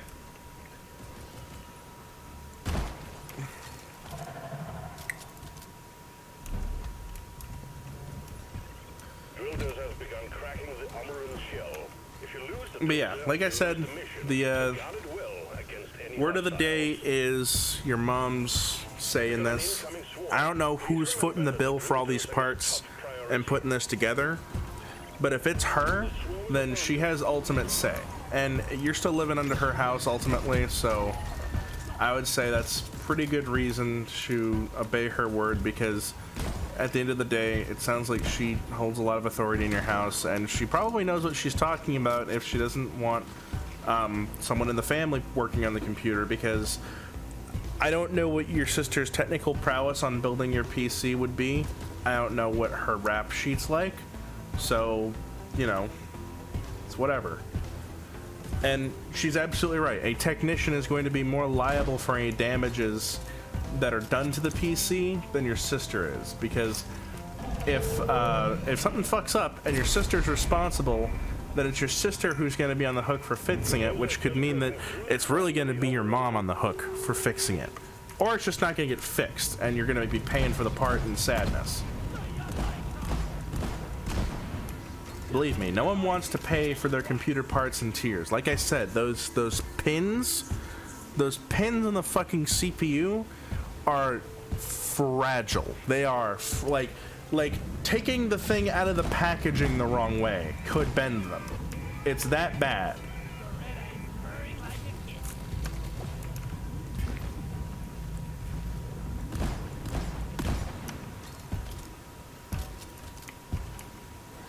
So don't risk it. Go to a technician, because ultimately they will be insured and they will be able to recover whatever they damage or replace it.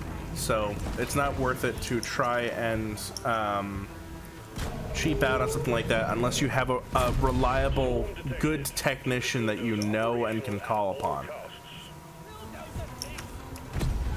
I took a huge risk building my own PC the first time, and I had no prior experience besides just being good with machines in general. I was in robotics courses. I did robotics and played with electronics for fun. That was my hobby, and it was a hobby activity for me to be able to build my own PC. Damn it.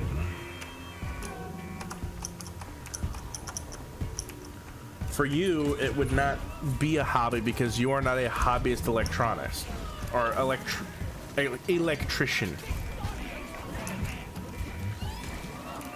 I don't necessarily have formal training, but I have enough informal training that it was sufficient to justify being able to at least try it on my own. And anything that I wasn't confident on from the very start, there was an abundance of information on YouTube for me to look at and do myself. But, and I say this at work sometimes, I actually say this at work a lot, I would never ask anyone else to do the things that I am capable of or that I do, because I don't know what they are capable of or what they are confident in themselves with. I like at work, I'm 6'2" and 300 pounds.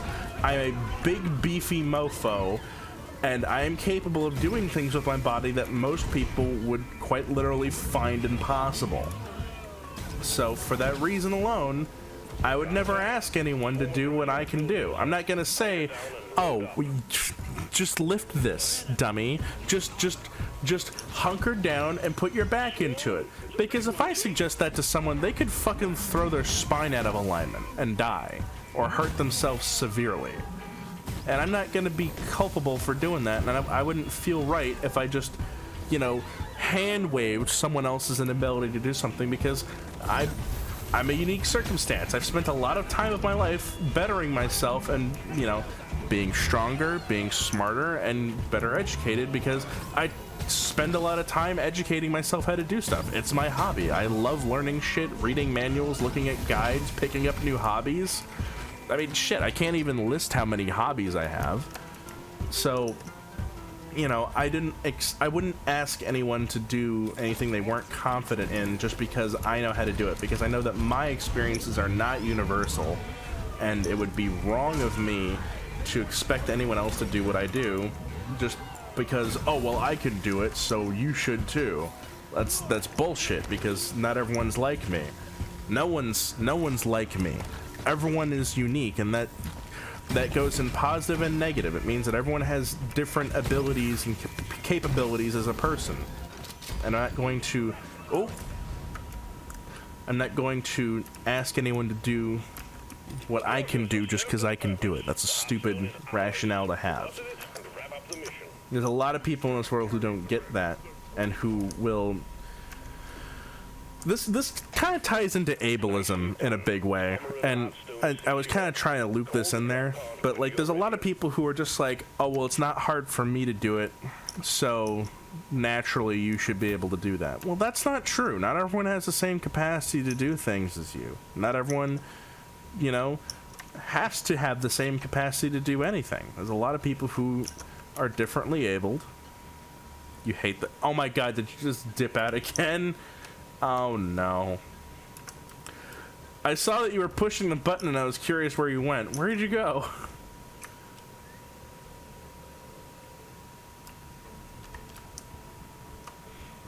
Oh, you are way over here.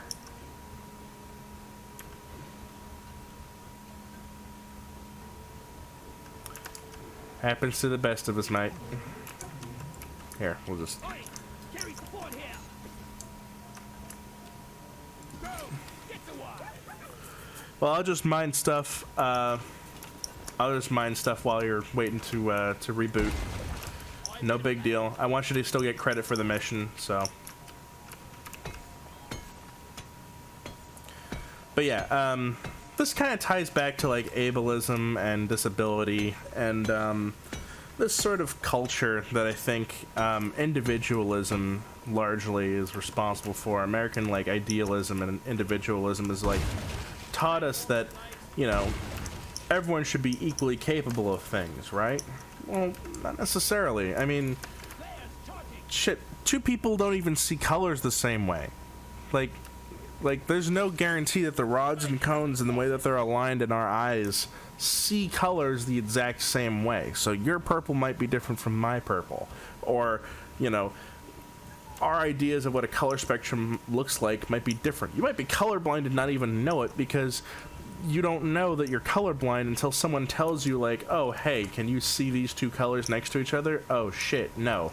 I can't see that number on little dot pattern bullshit. And that's okay. People live with different lives and different perspectives on things, and it's totally okay that they live that way because No one has to be the same. It's fucking boring if everyone's all the same. People are, there's a lot of people who are capable of things that I am not. Like, if you want one exceptional example, keeping a steady schedule. Nightmarish task for me. I don't know how to do that shit, and for the longest time, I hated myself for it, because I'm like, how the fuck does everyone else manage this? How does everyone manage to keep a schedule better than me? Everyone's able to just be like, it's X o'clock, I know it's time to do this task. And they'll just keep that straight in their head. They'll just remember to do that. Meanwhile, I'll get distracted by a bug on the ground and be like, what fucking day is it? What day of the week is it? I forgot. I forgore. Please help. Like, it really will be that simple that I just don't know things like that because of either my ADHD or my autism is the wrong flavor for being productive. Molly, come here.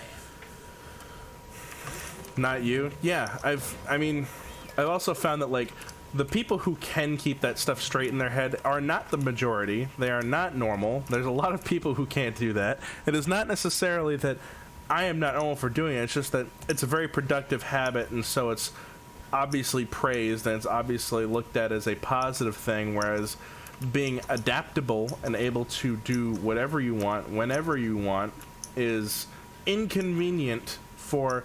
I'll be honest, it's inconvenient for teachers and it's inconvenient for the government because those are the people who determine our curriculum, and that's largely what decides, you know, who we are and how we feel about ourselves as we are developing into young adults.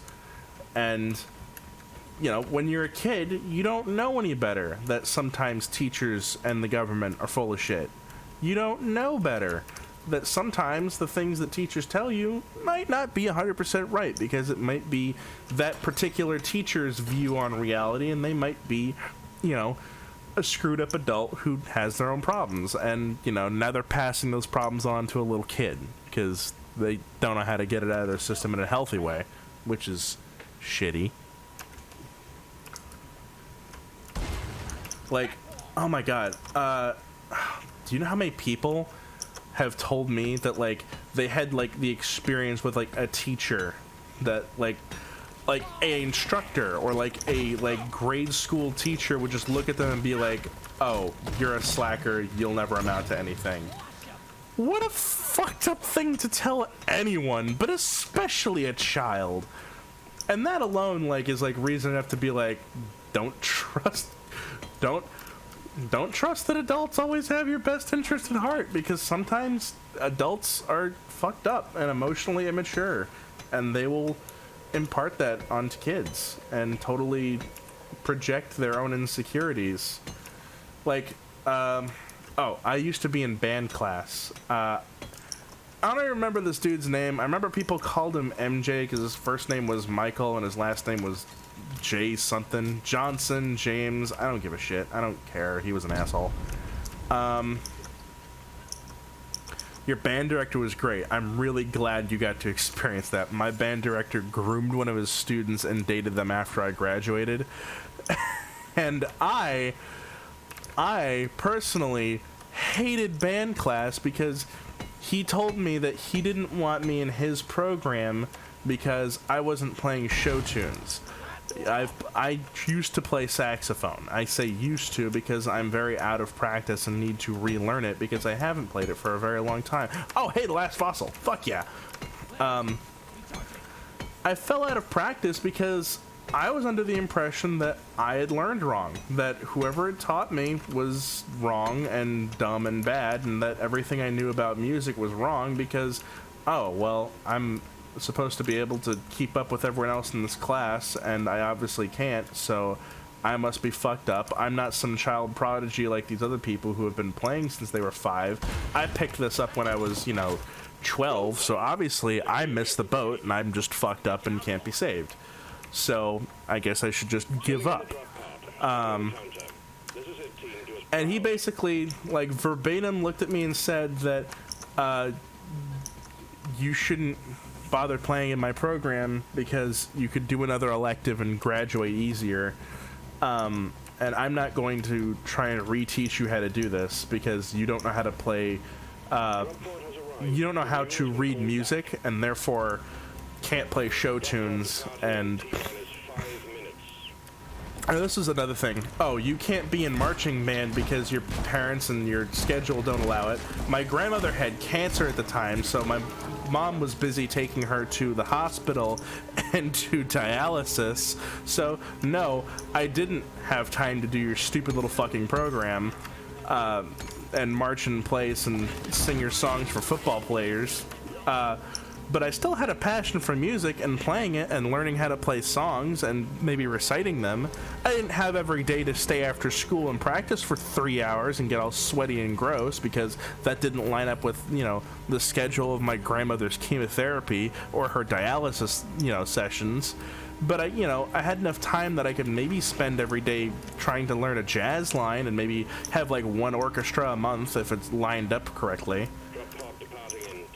But that never went through. I ended up just giving up on the program, taking the easy A of just like not participating and practicing while I was in class, but not going to any of the meets, not signing up for any of the meets, just saying I'm just gonna fucking skip this class and not care about it. And I passed with a C.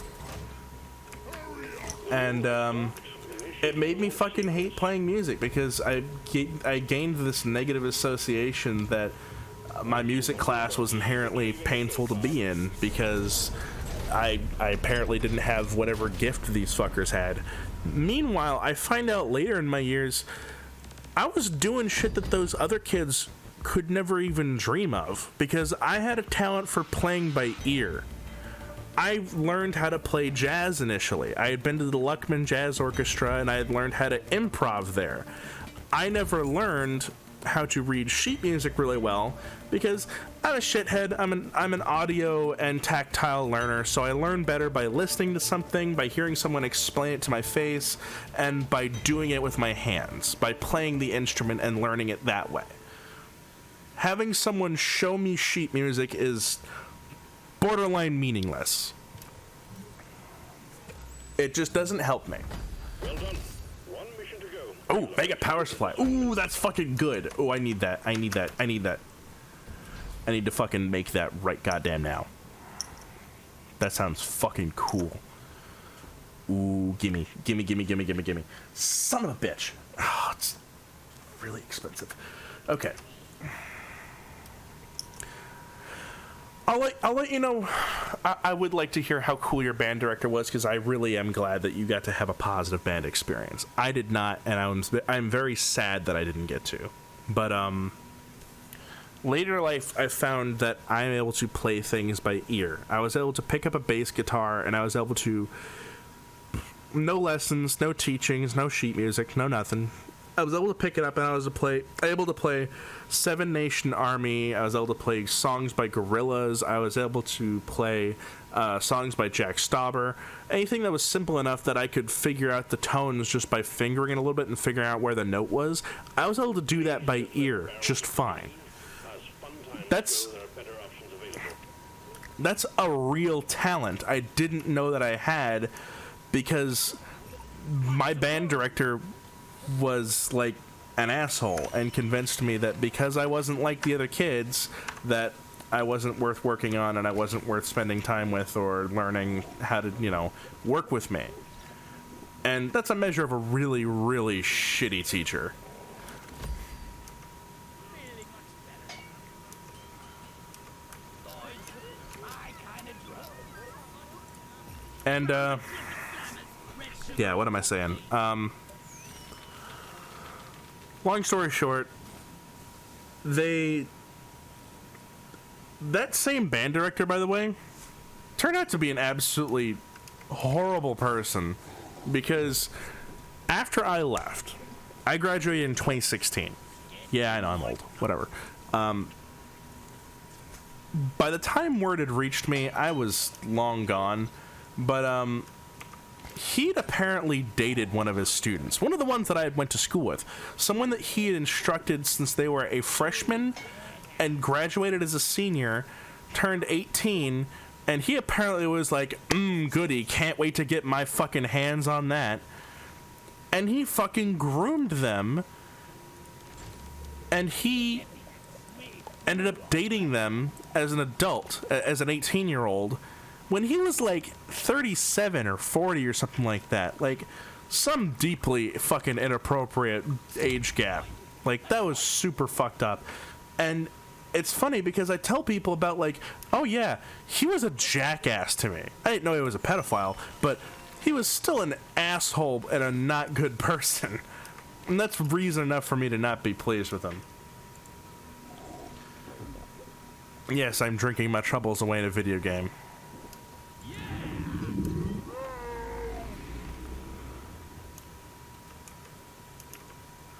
I can't reach the other beer.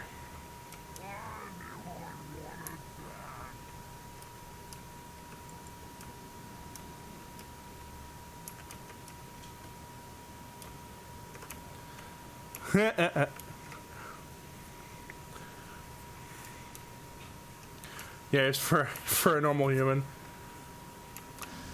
I have never not had enough.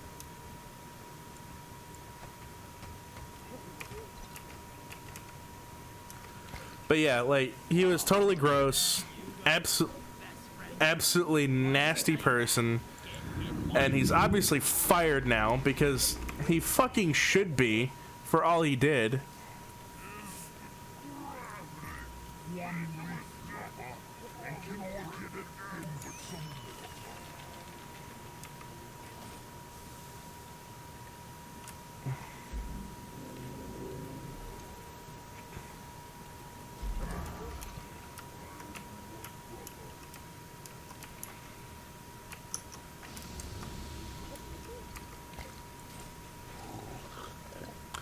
There we go. Cheers, Mike. I still love that it does that. The perfect little bounce off. I'm sure I would have loved your director. My middle school band director was really cool. His name was Mr. Weeks. He was a very, very, very old black guy from New Orleans who played trombone. And I forget if he said that he was tangentially friends, like he was friends of a friend, or if he was personal friends of Dizzy Gillespie, but he had some sort of relation to Dizzy Gillespie, which is pretty fucking cool if you know who that is. And yeah, I always looked up to him. He was a really, really cool, very funny and charismatic guy. Never fucking groomed anyone because he's not a disgusting person. And, yeah, he was just this really cool, very talented trombone player. And, I think he was someone worth learning from. And if I could have had him as an instructor later in life, I would have really preferred that. But I didn't. It's okay. It's whatever.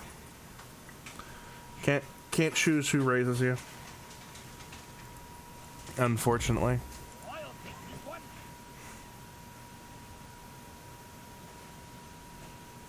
What resource am I short on for that overclock?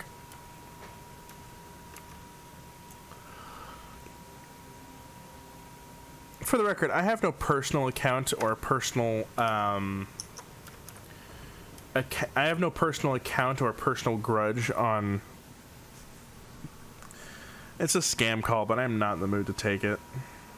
Fuck it, we'll take it. Because last time we did a scam.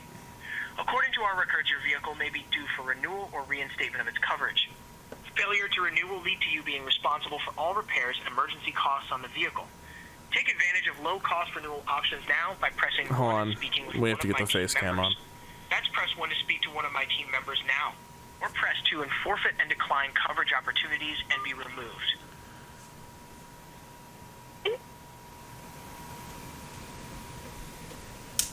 Hello? Hello? Y'all over here, me?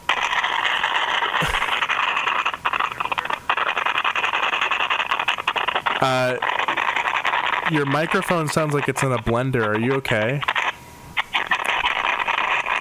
Hello, sir. Can you hear me? Sir, your microphone is very bad. Hello. I'm sorry.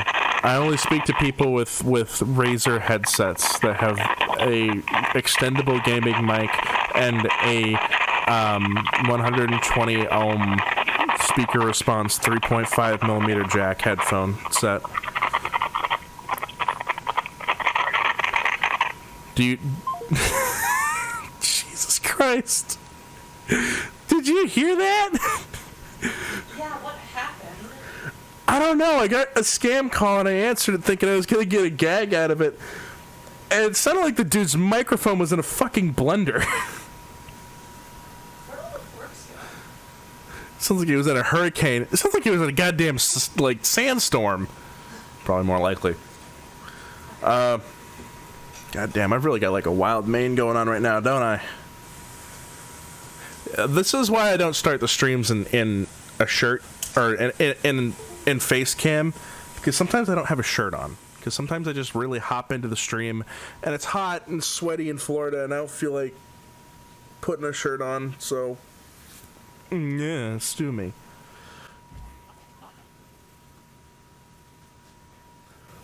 Alright, alright.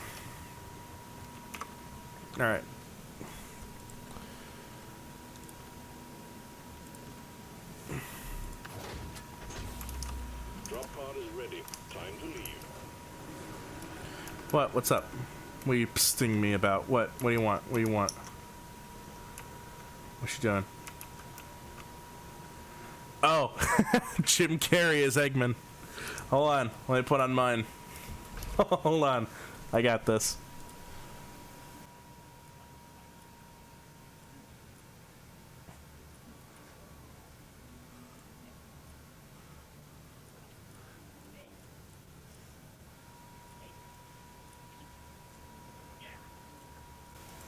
There we go. We got Eggman. Eggman. It sounds like he was in a hurricane. He sounded like he was absolutely like... I don't know, man. He was going through a wind tunnel or something. I don't know what his deal was, but... Get fucked, I guess. Sucks for that guy.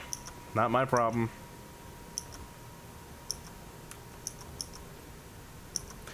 Probably gonna get rank 2 on my my engineer. By the way, I'm probably gonna get him promoted again. So won't that just be a gift? Won't that just be pleasant? Just a breach cutter. I really like this thing.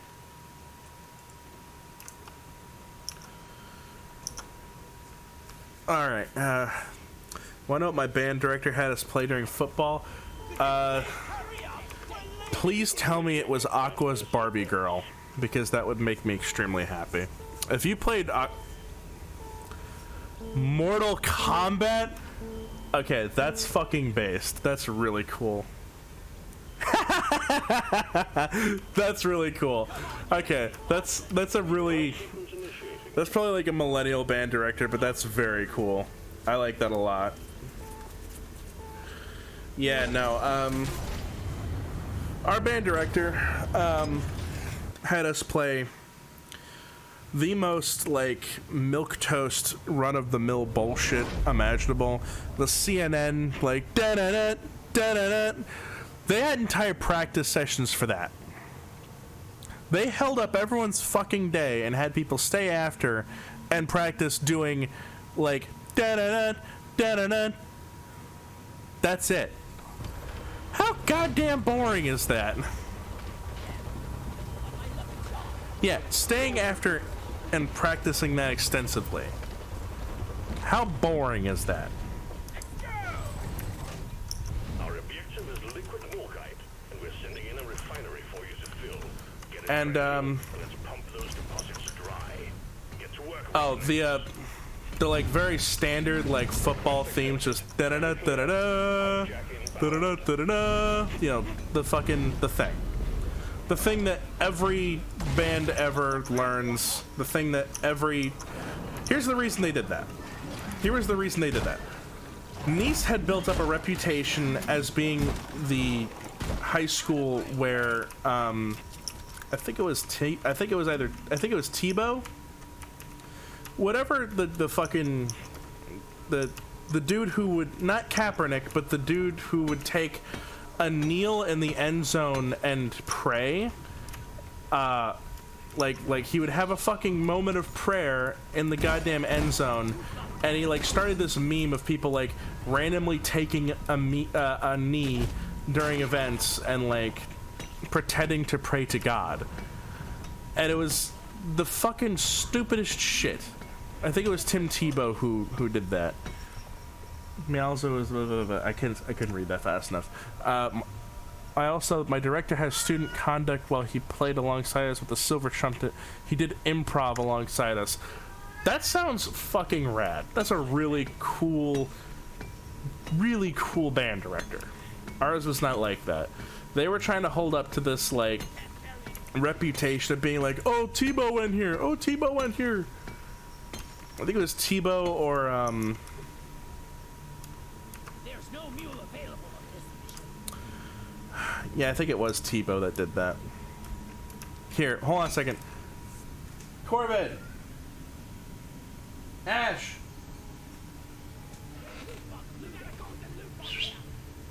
Oh, they're not, I think they've got their headphones in. I was gonna ask them, because we went to the same high school together. That's how we initially knew each other. Over here by the market, boy. Molly! Oh, boy. We didn't bring her for this. That's it. Back. And,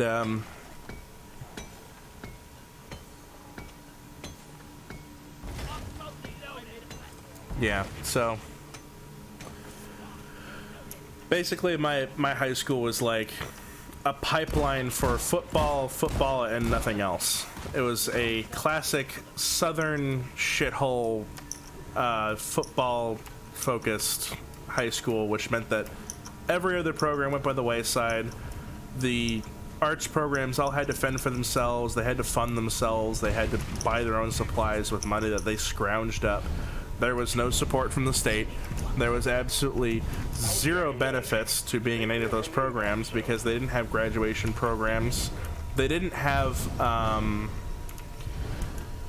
what was it? They didn't have dual enrollment programs practically at all because everything was designed around either you went here for football or you went here for nothing. So that meant that every other program was just shithole. Ouch. Shithole city. Oh, cool.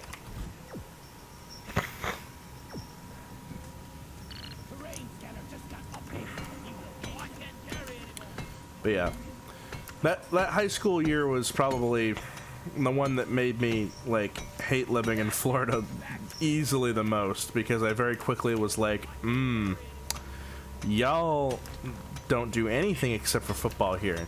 That was my impression, was people don't care about education. They don't care about the arts, they don't care about enrichment, they don't care about anything except for football. There was no D&D club, there was no reading club, there was a GSA, but it only happened in like my way out that the Gay Straight Alliance had any amount of influence, and they were the start of a fucking lawsuit about transgender rights in the bathroom. I personally know the person who right now is fighting for the right to just use the bathroom normally as a transgender student, because for the longest time they weren't allowed to, and I was like, that was the first time I learned about it.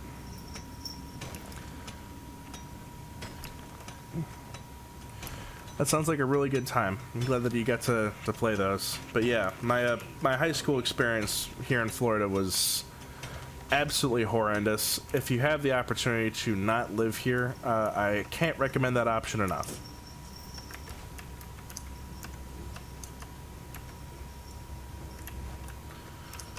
Because the education's bad, the public transit options are bad, the cost of living used to be good, and then everyone started living here for that because it's bad. There's no state tax, so the only thing that keeps the state funding afloat is tourism, and as you can guess, in a post-COVID world, that's not a good business model. And now we have low taxes and no infrastructure, so that's cool. Our roads are like actively falling apart. we're probably going to be looking for other places to live in the near future, because Florida is not fun.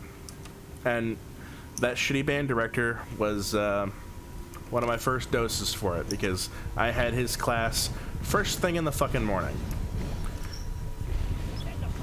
And I quickly came to hate it, and I even stopped bringing my instrument to school some days, because I was just like, I don't feel like lugging around this 50-pound fucking saxophone so I can get, you know, fucking berated about how I'm not talented enough to be one of your dancing monkeys for your football show that sucks anyway. Because seriously, their team never won. Like, Tebow graduated in like 2008 or something, and that was when Nice was like super up in arms about like, oh, we're where Team Tebow came from. We're from, you know, we're football country. Okay, cool. First off, he was homeschooled. He was homeschooled, which means that he never set foot on grounds. He was just enrolled through you guys and your homeschool program. So he didn't participate in anything there except for the football program. And his legacy certainly didn't carry over, because he apparently took all the talent that Nice had with him, because their football team routinely sucked. I watched them play, and as someone who had already been in football, I was like, wow, these people have no idea what they're doing. I don't want to be a part of this fucking three-ring circus.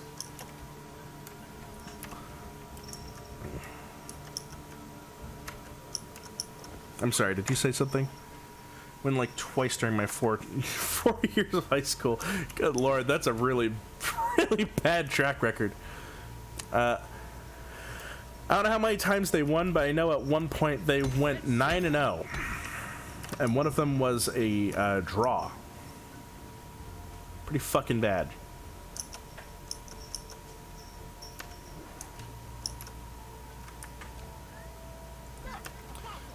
Want to see where that is?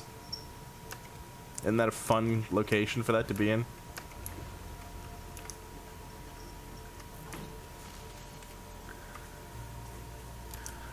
I'm glad your teacher was really good. It's good to have teachers who are positive influences. I think my most positive influence with a teacher was I had Dr. Bianca Blua, if I may dox her momentarily.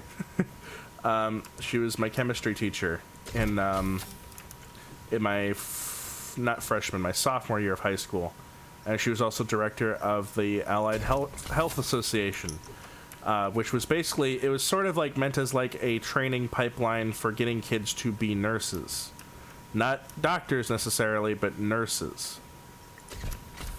And they were closely associated with the Allied Health Association and Allied Heart Organization, who all share a similar name. And yeah, I think that was where my interest in trying to go into the sciences and trying to become a scientist came from, because she was the only teacher who ever like let me like really flex my ADHD and use it like the tool that she knew it was, because up to that point every other teacher had given me the impression that I was disabled because either I was normal or I was useless, and they given me the impression that I was useless because they were like, oh, you need this, you know, this learning aid to be able to do shit. You need headphones to be able to focus because you can't stand the fact that all the other dipshit kids in class are talking. Well, tough titties, bud. You're not gonna be able to listen to headphones in the workplace, so you may as well just give up now. Which, may I just say, horse shit. Because I don't think I know a single job nowadays that, like, enforces the rule of no headphones, because just about every job I've held as an adult has let me wear headphones either at least on breaks or between jobs, and any of them that didn't, they suck pretty fucking bad.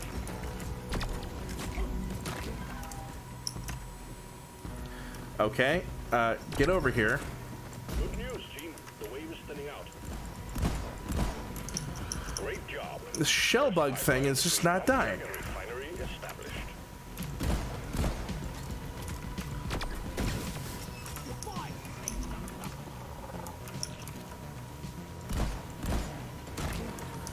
But yeah, Bianca Blua, bless her heart, was the fucking coolest because she understood what was up with me because she had a kid who was similarly disabled and autistic, and she understood something that I did not yet get and that no one else that was her age or that was even in her profession was willing to say, and that was that I am not worse off or I am not a burden for being autistic, for being different, or for even like not necessarily getting the American education system, because Bianca understood something that I would understand for many years, and that was that the American education system is not meant to foster intelligence, and it's not meant to help anyone get smarter. It is heavily designed with the intent of making you learn how to follow instructions. And that's about it. If you can follow instructions and you can do what standardized tests want you to do, then you will succeed in the public education system. If you think outside of the box and want to problem solve, you will fail. You will fail over and over again, and you will not know why you're failing because you will not have a good explanation as to why besides direct ableism.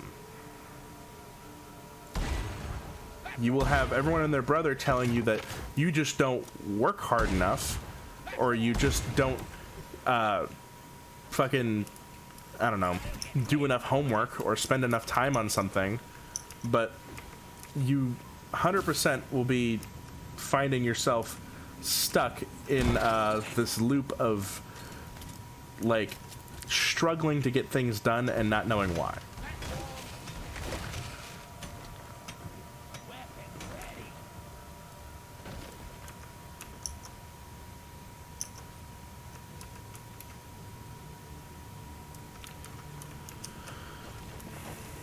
Thank you.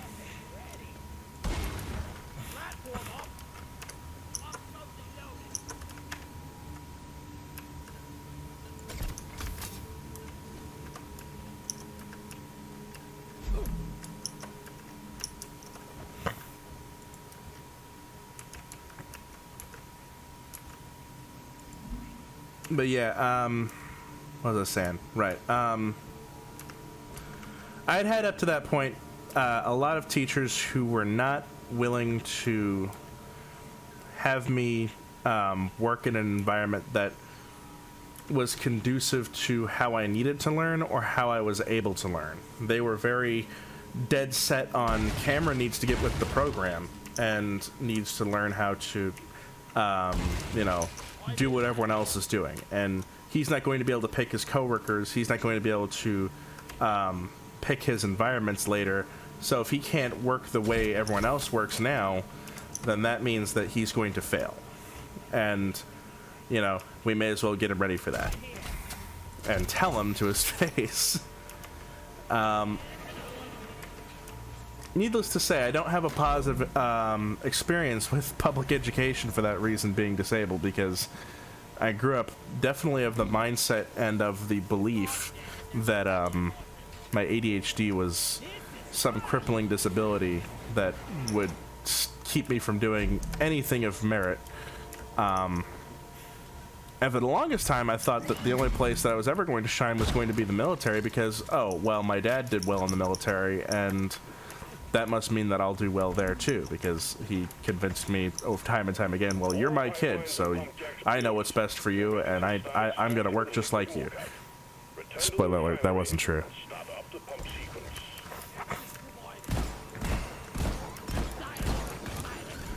And, yeah, now, as an adult, I've taken the time to educate myself far more thoroughly on just everything they had fucked up.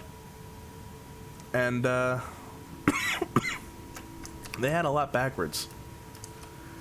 There was a lot of stuff that my parents didn't know, not necessarily because they didn't try or because they didn't want to know or because they were trying to corral me into some sort of negative belief, but more so because they themselves had never been taught the things that I taught myself.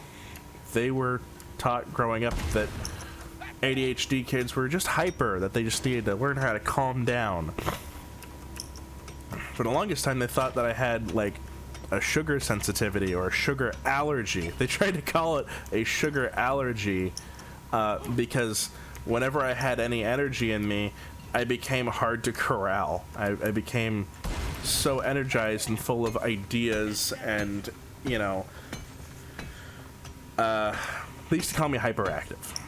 That was the word. Had a bunch of special ed classes. Meanwhile, I was taking honors in astronomy.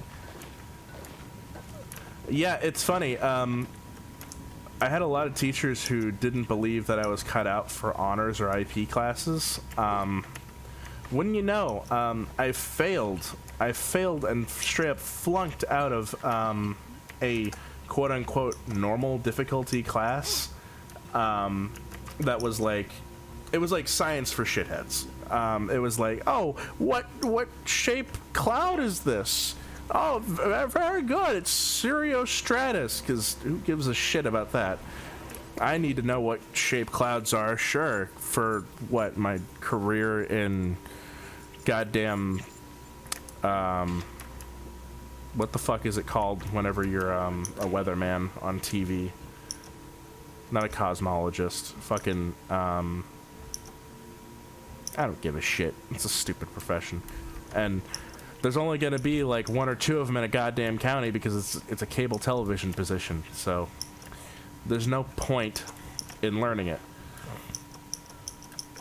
But we have a deal with our local fucking news station that kids that do well in these classes, they go down the pipeline to get put into our AV courses and pipelined into their news team, and they can be deputy reporters. Yeah, that was how that ran, by the way. Every program in that school was designed by some company or some organization adjacent to the school from the local area, trying to pipeline kids into their work. And anything that didn't fit their regime, those kids got pushed into JRTC, specifically Naval JRTC, because they had two recruiters that were directly across the street. They had a Marines recruiter, and a Navy recruiter.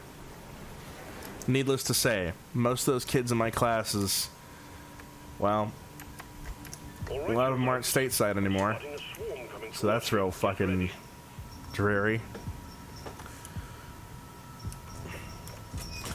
And it was just like, God, this is... The helmet marker is listed, by the way. Yeah, I know. I was the one that updated that. And yeah, a lot of those kids ended up either flunking out or going to the military. There was one kid who was, like, super down country, very backwoodsy. And, like, by the time he was in sophomore year or junior year, he was already of the mindset like, oh, I'm not even going to finish school. I'm going to get my GED. I'm going to go work on the railroad with my daddy. The railroad that was finished being built, by the way. Yeah, no, he's not employed. He's he was never employed because he never got that job. I think I last heard about him working retail and trying to look for a job on an oil rig, which, yeah, that's safe. I'm really glad that I, like, got into a job that is at least somewhat, like, well-paying and safe, because I don't know where I'd be right now if the USPS hadn't come in when it did. But I'd probably still be working security, which means I'd probably be like 400 pounds by now. The post office saved my health, by the way. I used to be 380 pounds, and I was rapidly approaching 400. And I think working at the post office now for less than a year, I'm at like, I haven't weighed myself in a while, but I know I've lost weight since then. The last time I weighed, I was at like 330, like 330 even. And I've lost an abundance of weight since then, so I'm probably like 320 or 325 right now. That's almost 65 pounds that I've lost now because of working at the post office. And it, in all likelihood, saved my life, because my health was starting to take a turn around the time that I got into security.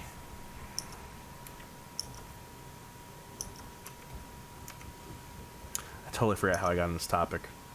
Right, shitty band instructor. Yeah, football bad. People who are obsessed with football and nothing else, bad. I wish they would find a different game to pay attention to, because it has killed any amount of like pride or give a shit about anything except for that in the places that it occupies. Football is such a total racket in any space it seems to occupy, because it makes so much money that no one wants to do anything except for participate in it or participate in something adjacent to it. And it's just sad. Because life is so much more than that, and it seems like they deliberately try and trick people into thinking that it's not. I didn't mind football when I was out in California. I actually played it for a few years, and it was all right. It was physically intensive. It was physically intensive, but it wasn't bad. It was I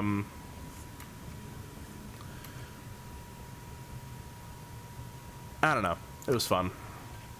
We won some, we lost some. I didn't really care, because it wasn't a super huge deal out in California, because we balanced it with, you know, other sports and our arts programs. I will say the one thing that I really liked in high school was I liked the theater program that I was a part of. I got to be a part of a production of Working, which was a musical, and my parents had recommended it to me because what? Oh, I see. Thank you. My parents had recommended to me musical theater because it was just something I hadn't done before, and they thought that maybe it would be, you know, a creative outlet for me. And whoo boy was it! Well, thank you. Moss crawler. That's interesting. It was a great creative outlet for me, and I found out that not only do I have a good singing voice, but I have a knack for acting. And that led into me being into Dungeons and Dragons, which I had described to me as improv, acting, and storytelling at the same time. And I had really liked writing up to that point, because it was, again, one of the only teachers that ever was like, yeah, you can do stuff. You're a great writer. You're well-spoken, and you've got a knack for narration. Like, you should look into trying to create and be a creative. And, I guess you could say that my streaming career is somewhat of a byproduct of that, because the first time that I did any streaming was with Sprita Studios, and well, that's not true. I tried it because I thought it sounded cool back in the early days of streaming. I think like probably around 2018 or 2017, back when it was still Twitch. I wasn't all the way back to Justin TV, but it was still a relatively new concept that, like, people could make money from it. It was mostly just for fun. And I thought that it'd be cool to see if I could, like, you know, multitask doing Team Fortress 2 and playing MVM with making content. Long story short, no, I couldn't. I had very bad tunnel vision. And more importantly, I had the crap top to rule all crap tops. I had an HP Pavilion 11 with a, I think, 970 NVIDIA card in it that was integrated. It was bad. It was real bad. And it crashed a lot and it got real hot from that, and I'm sure it probably contributed to it dying early. And then I decided, okay, maybe don't do this until I have a working setup. And then some folks invited me to stream with them. I'd reconnected with my old friend Corvid, who was who had just then started dating my friend Lyra again, and she was she was the art director for a small company making a TTRPG called Cerulean Springs, which I'm still helping them to make. It's been kind of put on a shelf for the time being. The lead director for it took some time for mental health and reorganizing the company, but it's still there. Swarm, we got another swarm.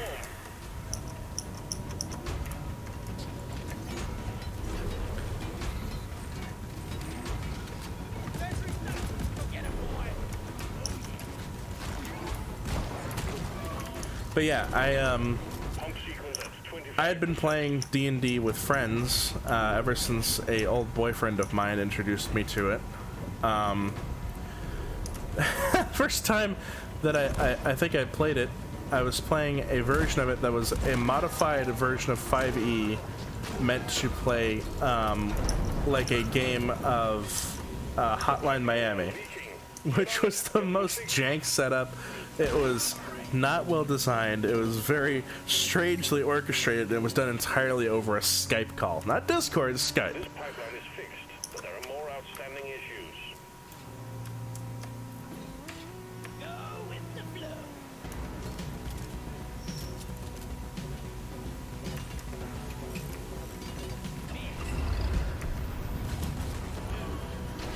Well done. All pipelines are But yeah, the experience with D&D had led to me being more interested in it. We got bugs, lots of them. You know what? I would not mind playing D&D. If I could honestly play D&D on stream or over like a YouTube recorded session, that'd be a lot of fun. I really enjoy D&D, and I think you know this. I actually haven't made much content that like suggests that now that I think about it. Like, I haven't let people know that I really like D&D much on this channel, but that is a huge passion of mine. And most recently, I've been very into Pathfinder 2nd Edition. Pathfinder 2nd Edition is a lot of fun, and it's very, very cool. It's different from Pathfinder 1st Edition in a lot of really good ways. Must be due to jammed pipelines. Get it fixed.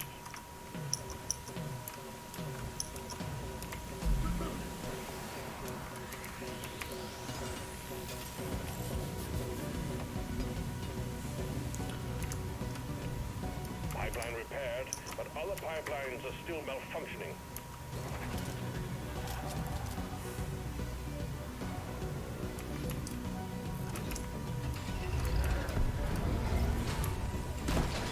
All pipelines fixed and operational again. Pump sequence at 75%. Keep the pipelines running at all costs. We got company, and it's a nice one.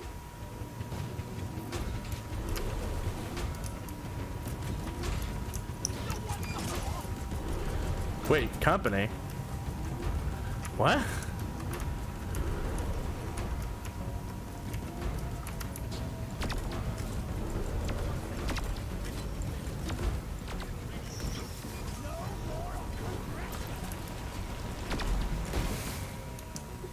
Pump sequence completed.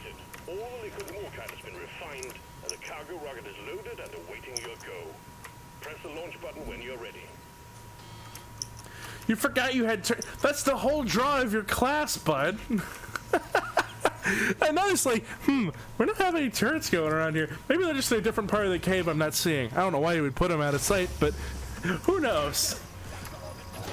That Loogie fella's such a strange one. Who knows? You just didn't put him down. You're just holding out on me.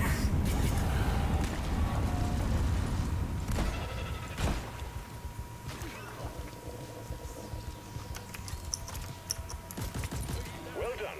Cargo rocket is returning to orbit. We're sending in the drop pod to get you out. Hang tight. Ready to kill some more crates. What was I saying?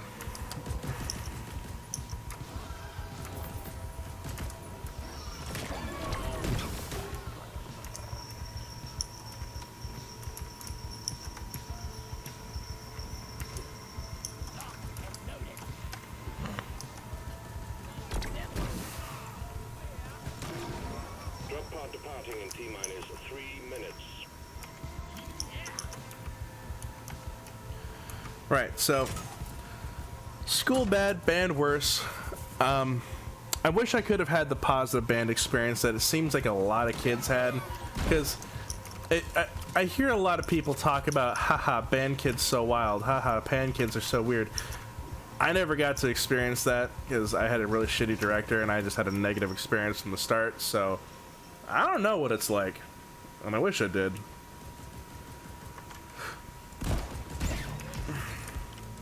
I will say this much, school in Florida makes a really fucking good case for, makes a really, really good case for homeschooling.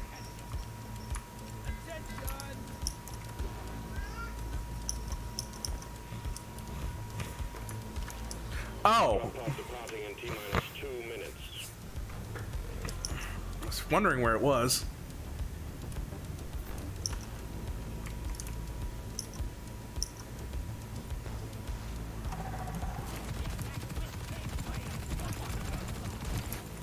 Good work. We're pulling you back in.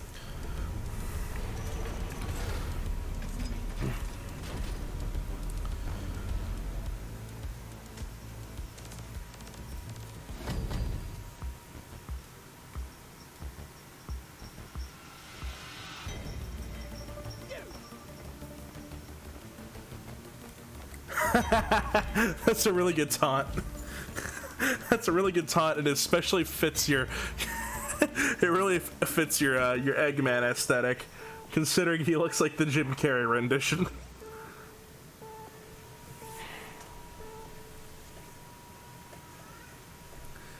Ah, goodness. Congratulations. Your excellent performance for Deep Rock Galactic hasn't gone unnoticed. Management are seriously considering you for promotion, but you'll have to complete one final assignment first. Prove yourself, and a promotion awaits you. Assignment complete. Congratulations.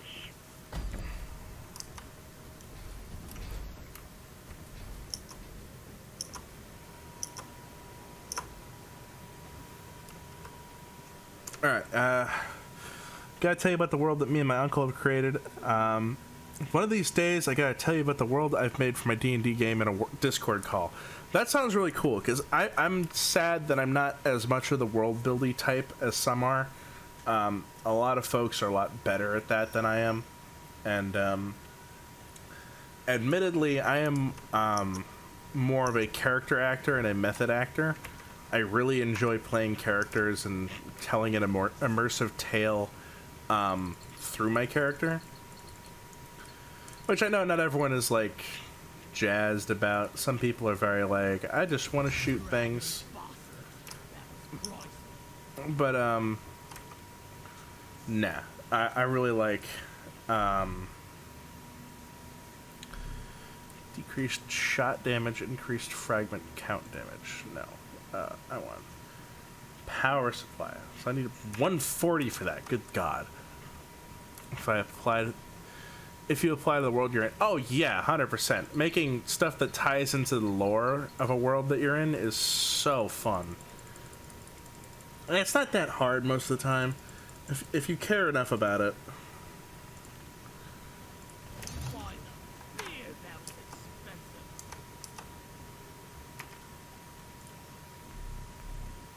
Point away from face. My face or there?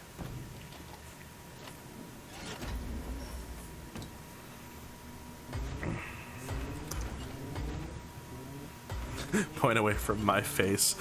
Point away from face, my face or theirs. That's really fucking funny. That's really, really funny.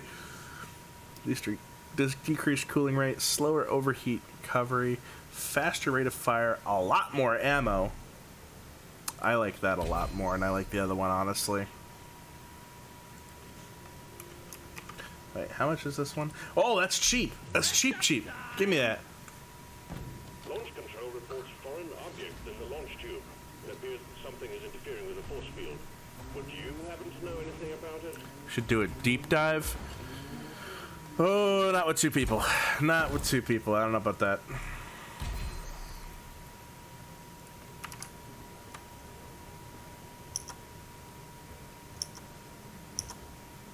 See people do it solo? Maybe then. I don't know. I don't know anything about deep dives. They look intimidating as fuck.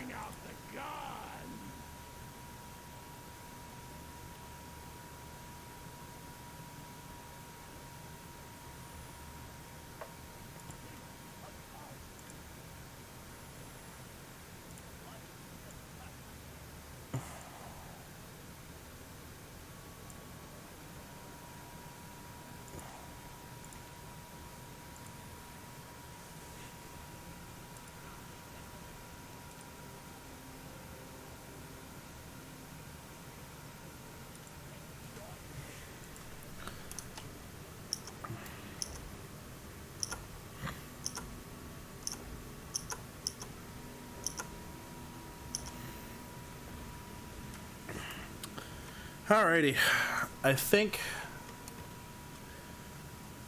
here we'll do one of your missions. Oh, it's got rival presence. Yeah, let's do that. Mission selected. Powering up the drop pod. Get on board, team.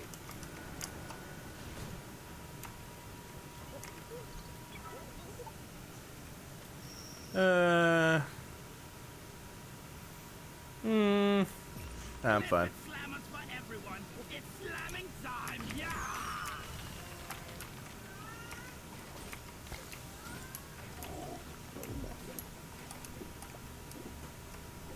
Skull Crusher's not going to do much of anything for us on this mission because it's just pickaxe damage.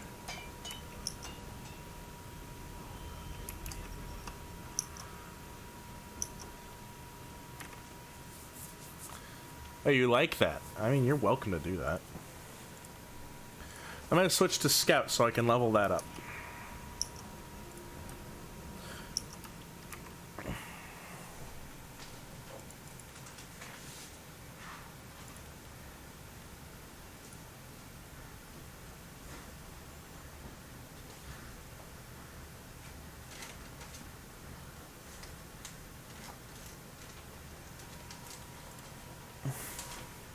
Beep, beep.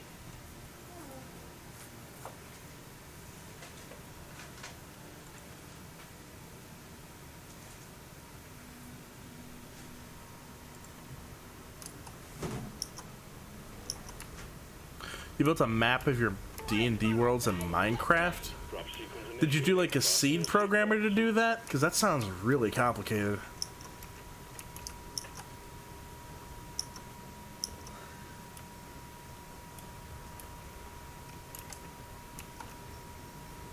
Good God. That's insane. The fact that you were able to do that all by hand, the patience alone to do that is pretty crazy.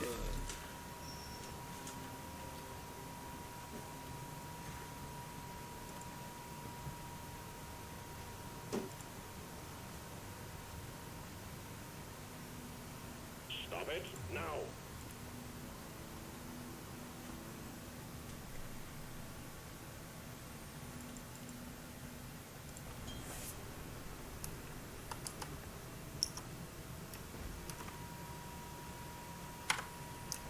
It said it gave me a skin, and it didn't actually give me the skin.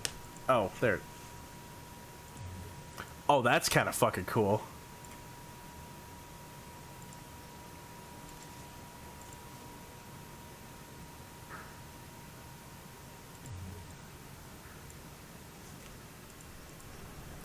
That's very neat. Move it, guys. We're going planet side. Drop sequence initiating. Oh, right. Beer.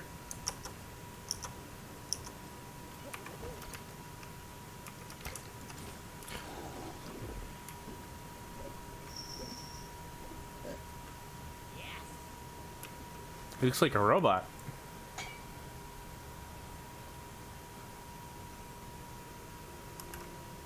Skin you got? Oh, neato.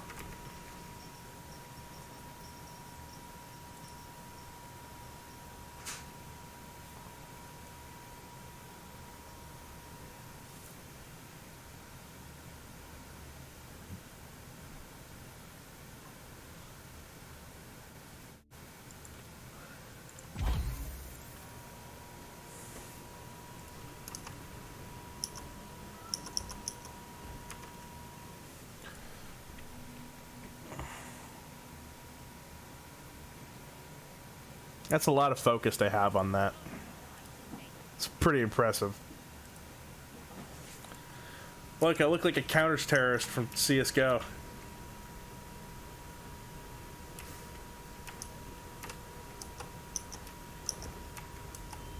Come on, guys, we're leaving. I'm ready. Drop sequence initiating. Fasten your seatbelts.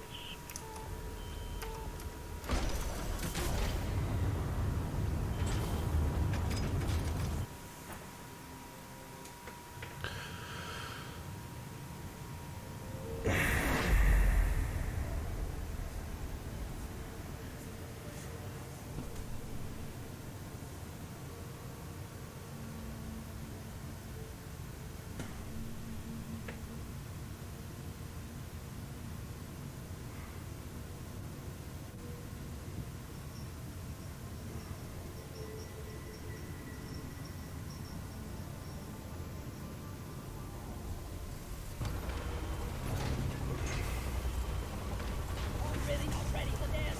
Pull yourself together, you weak.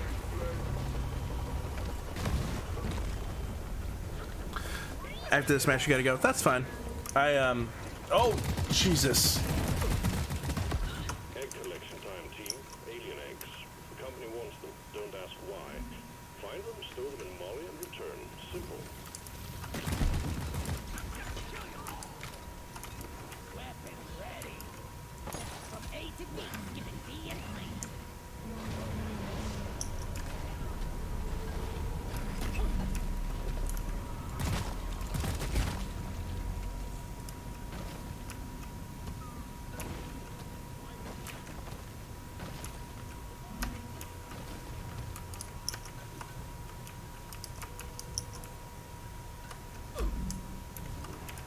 Oh, jeez.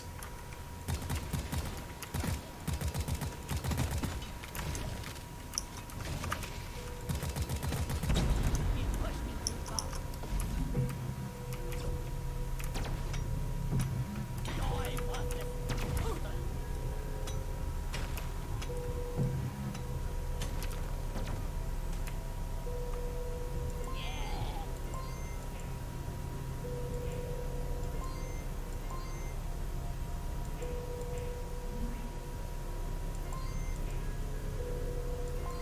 Easy, does it? There we go. Those turrets ain't gonna give us more trouble for now.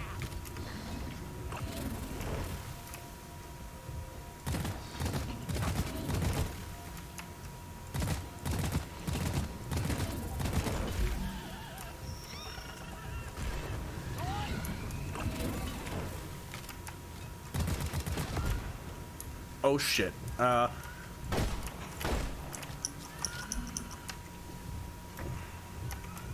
Enemy, slow down.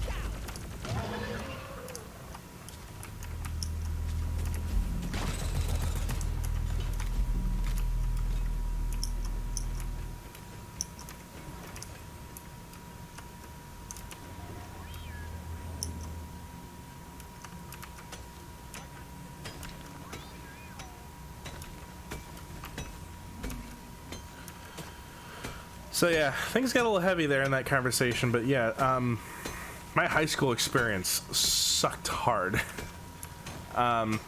Robotics club, learning about like writing being fun, and musical theater were like the only good things that happened to that high school. And it's ironic because they were the three things that were funded the absolute least and got absolutely shafted most of the time. Yeah, it's the opposite experience I had. Middle school was like cool for me because that was when I had my good music experience. That was when I learned how to play, and that was when I was like learning like, oh, I might be kind of talented at this. I can like do stuff. Then I got into high school and I was like, oh, I guess I missed the boat because I didn't capitalize on it when I was younger. All these other people are like prodigal levels of this shit apparently because the teacher cares about them, and that must be what that means.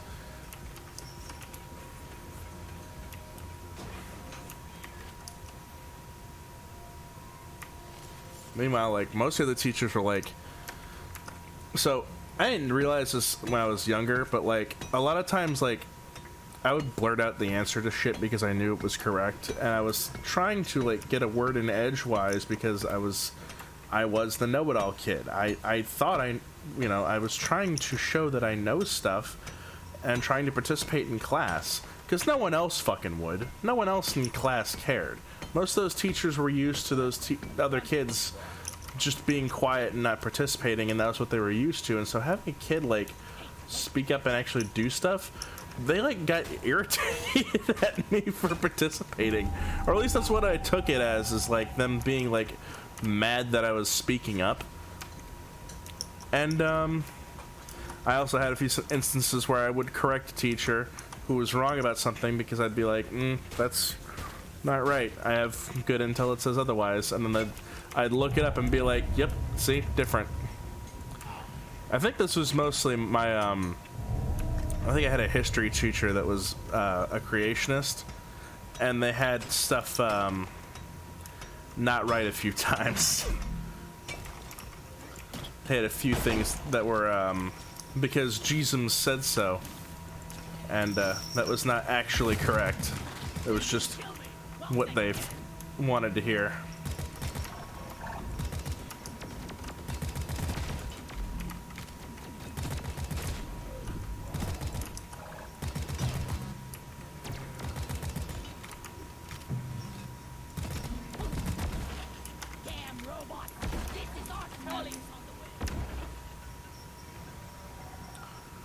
What the hell happened?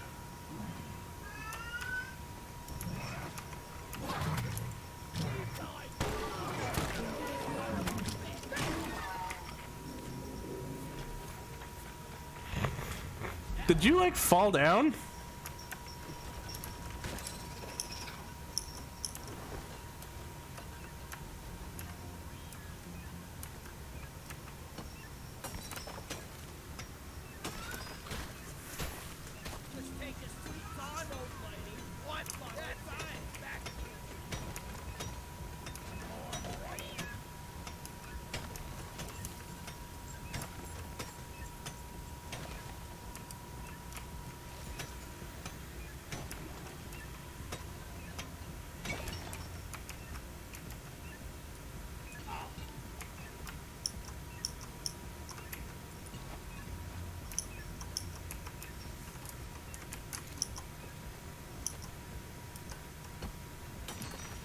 Alrighty.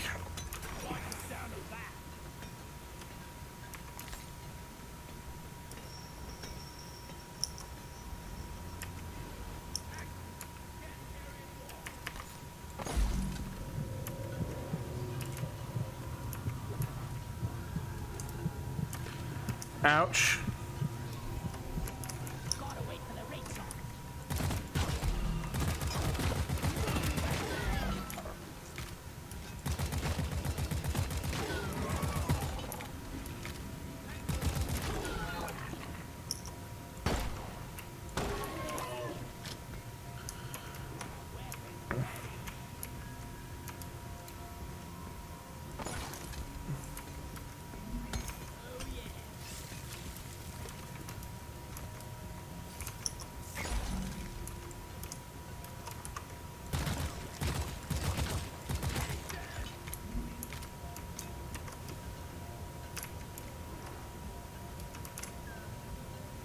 Ollie, over here!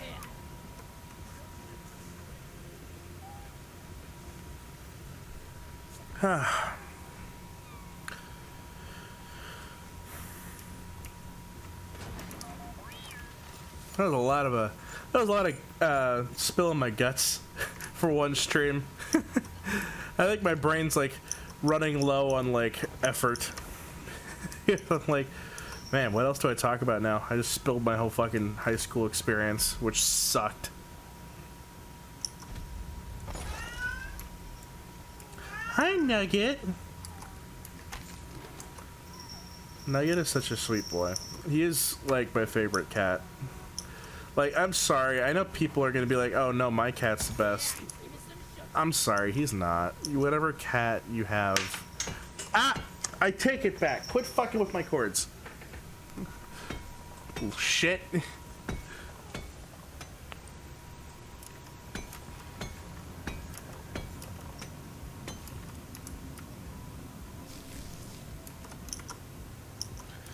Boo and Bab.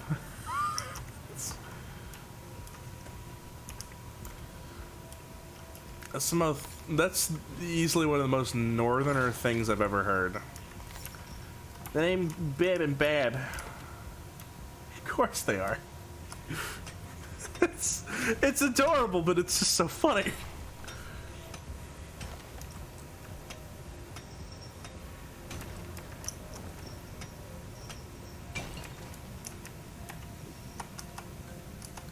This one's name's Bab. Bab is the tornado siren and Boo is the black... What the fuck? What are you talking about? Black Bullet? That's...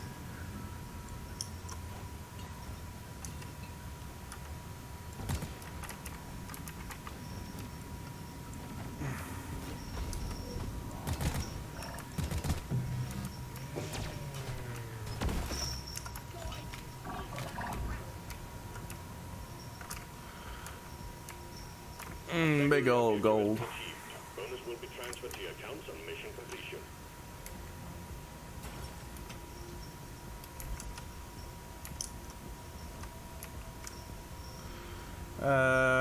Oh shit, right, I forgot about that.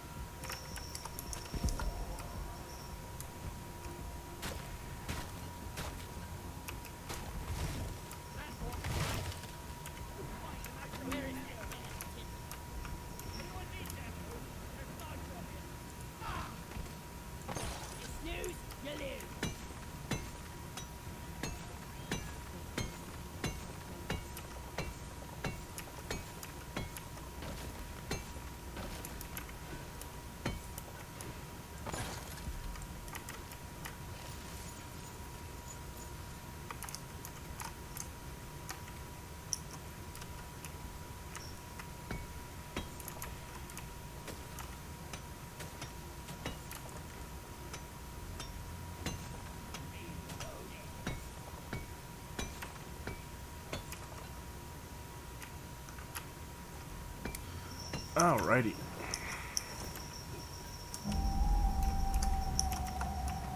Contact. We got 4, wait, 6, no, 12. A lot of aliens heading your way.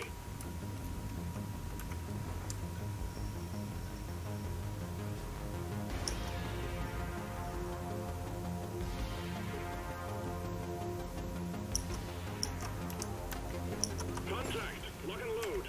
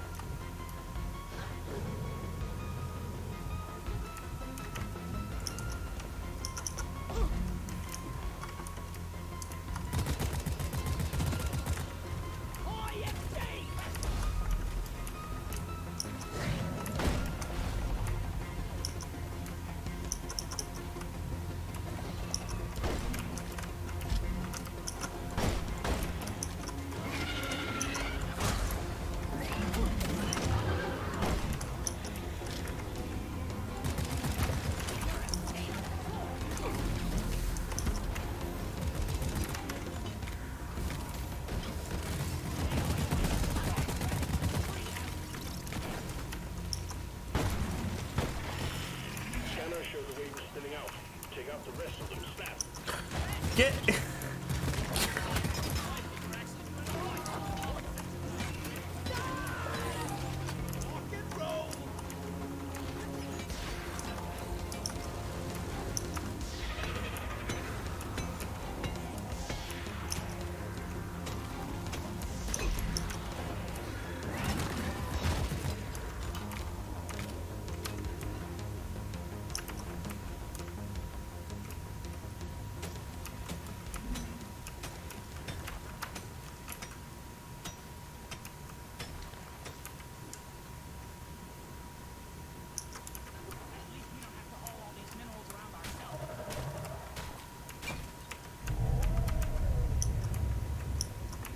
Brace!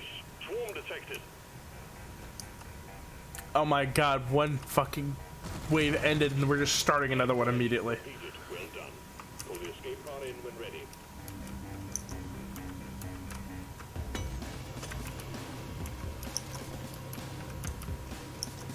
Swarm, they're here.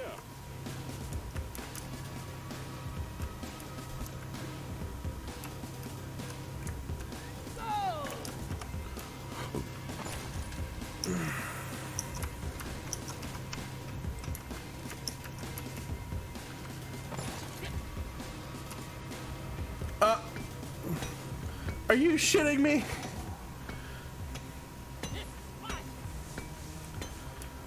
Just like that, huh?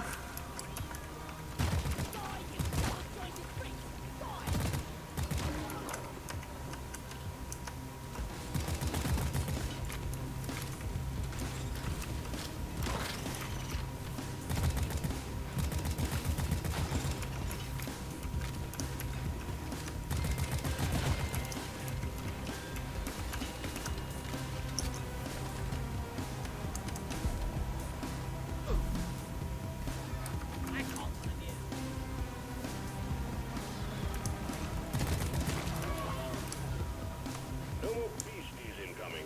Take care of what is left, then have a breather.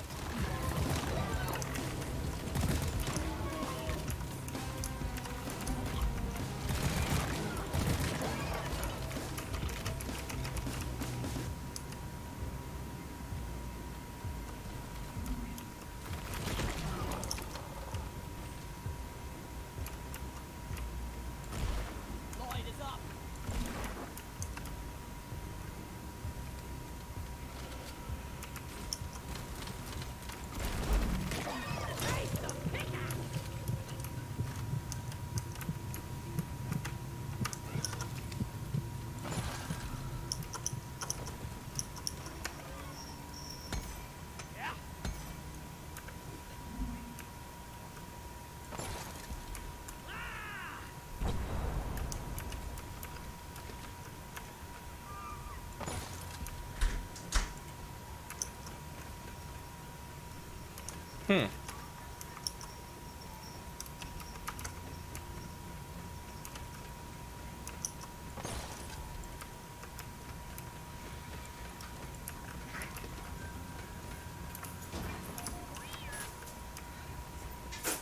Smooth as always, team. Drop pod is on the way.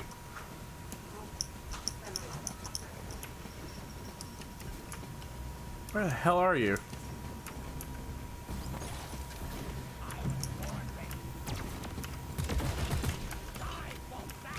Molly is on the way.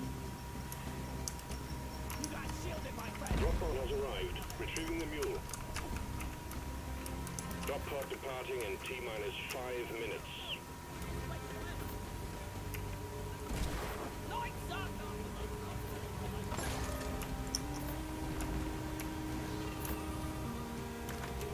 Throw grenade.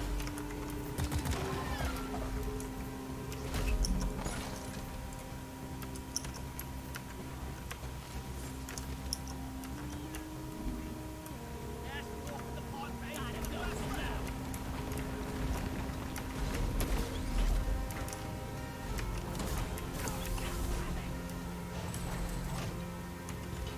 The mule's been successfully retrieved. Make it snappy, team. The drop pod won't hang around forever.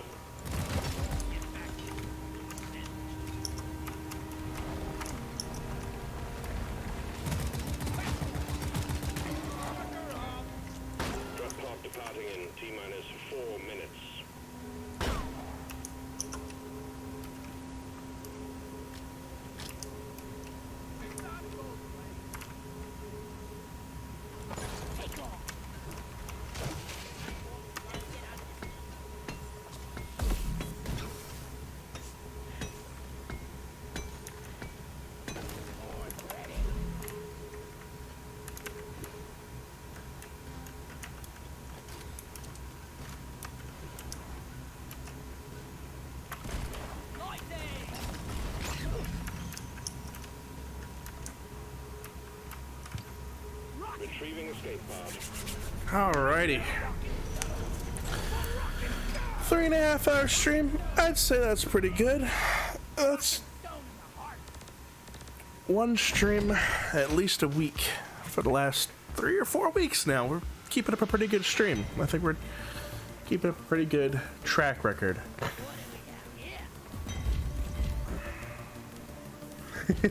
I love that emote. That's so fun.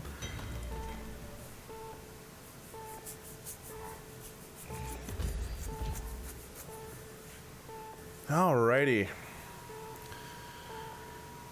Well, thank you a bunch for showing up on stream today, Loogie. I had an absolute blast with you playing, sharing stories, swapping stuff, and talking about the SMP that's coming up again. That's going to be Project Homelands, or Homelands Season 2. It's going to be really cool. It's up right now live on their Twitter by the same name. I'm going to start, I'm going to try and get a shout-out link to that in my chat so I can plug it. Oh, you got an overclock for the flamethrower? That's fucking cool. Lucky you. And, yeah. Expect to see some really cool stuff relating to that soon.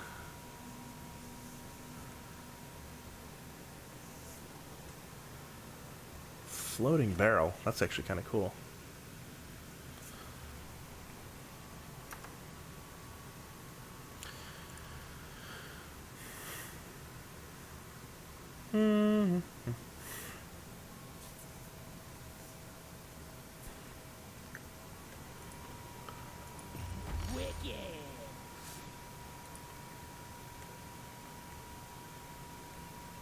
There we go.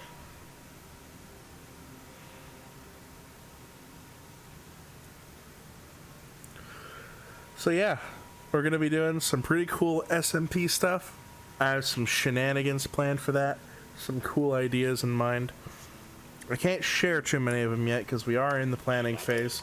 We have no concrete ideas as of yet on what exactly we want to have happen, what exactly we want to do. However, rest assured, there will be some hijinkery so long as I am involved. Make no mistake. This is getting better and better.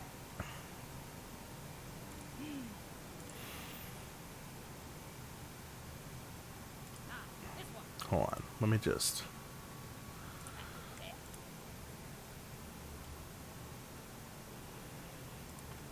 There we go. If I ever do get on it, I will join you. Yeah, that's fair, and I will vouch for you if you try and join. That said, they do want primarily content creators, so I don't know if they're going to let you in just for playing. However, if they do, can't wait to see you on there, and it'd be really cool to participate with that, especially since you are like a fucking master builder. So, Lord knows whatever hijinkery you could get up to playing that. This one.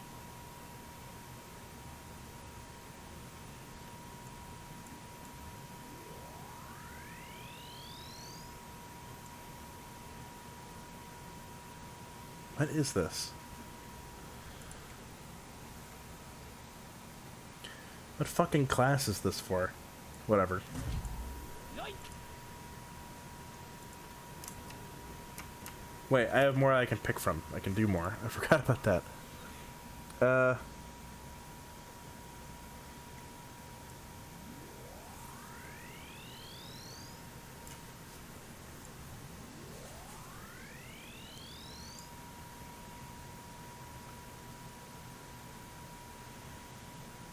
Well, we're probably going to be playing a lot more Scout soon, so we'll unlock that for the time being.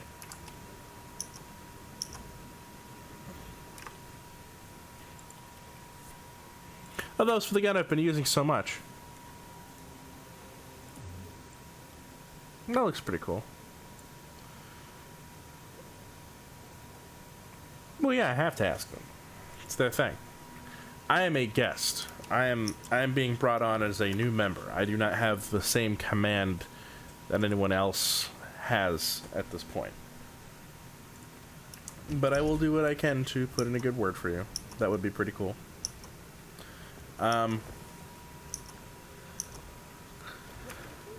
we don't know exactly when things are starting, how soon or how late, so this could be well after your computer is built, and hopefully it is, because I think that if we do this, it's probably going to be a little bit more resource intensive, because I don't know about anyone else, but I know at least, I'm going to try and run some resource packs and stuff on my end that make the game pretty to look at, because, I mean, why wouldn't you? I mean, wouldn't it just be good to have pretty Minecraft? Don't you want pretty Minecraft? I want pretty Minecraft. Anyways, thank you again, Loogie, for tuning in and hanging out with us. Thank you everyone else who hung out and stopped by for the stream and talked and chat. Thank you again to Moss for being here. I hope to see everyone again, and Rock and stone! Rock and stone, everyone! every time, every time.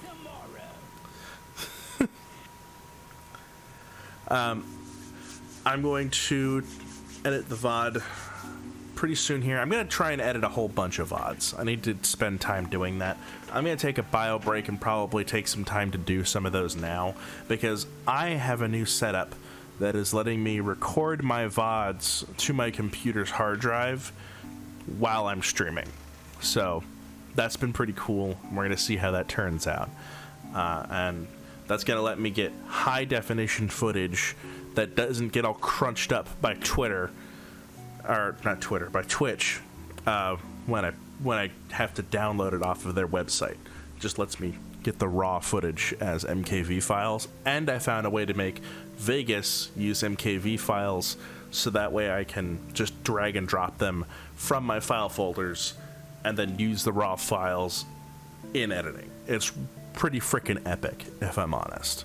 So hopefully that will work out.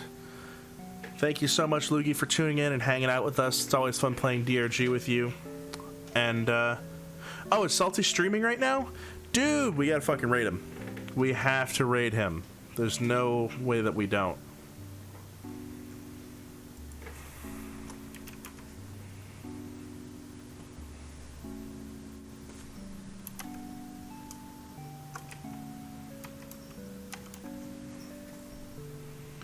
Dude, let's go. You know we're fucking raiding.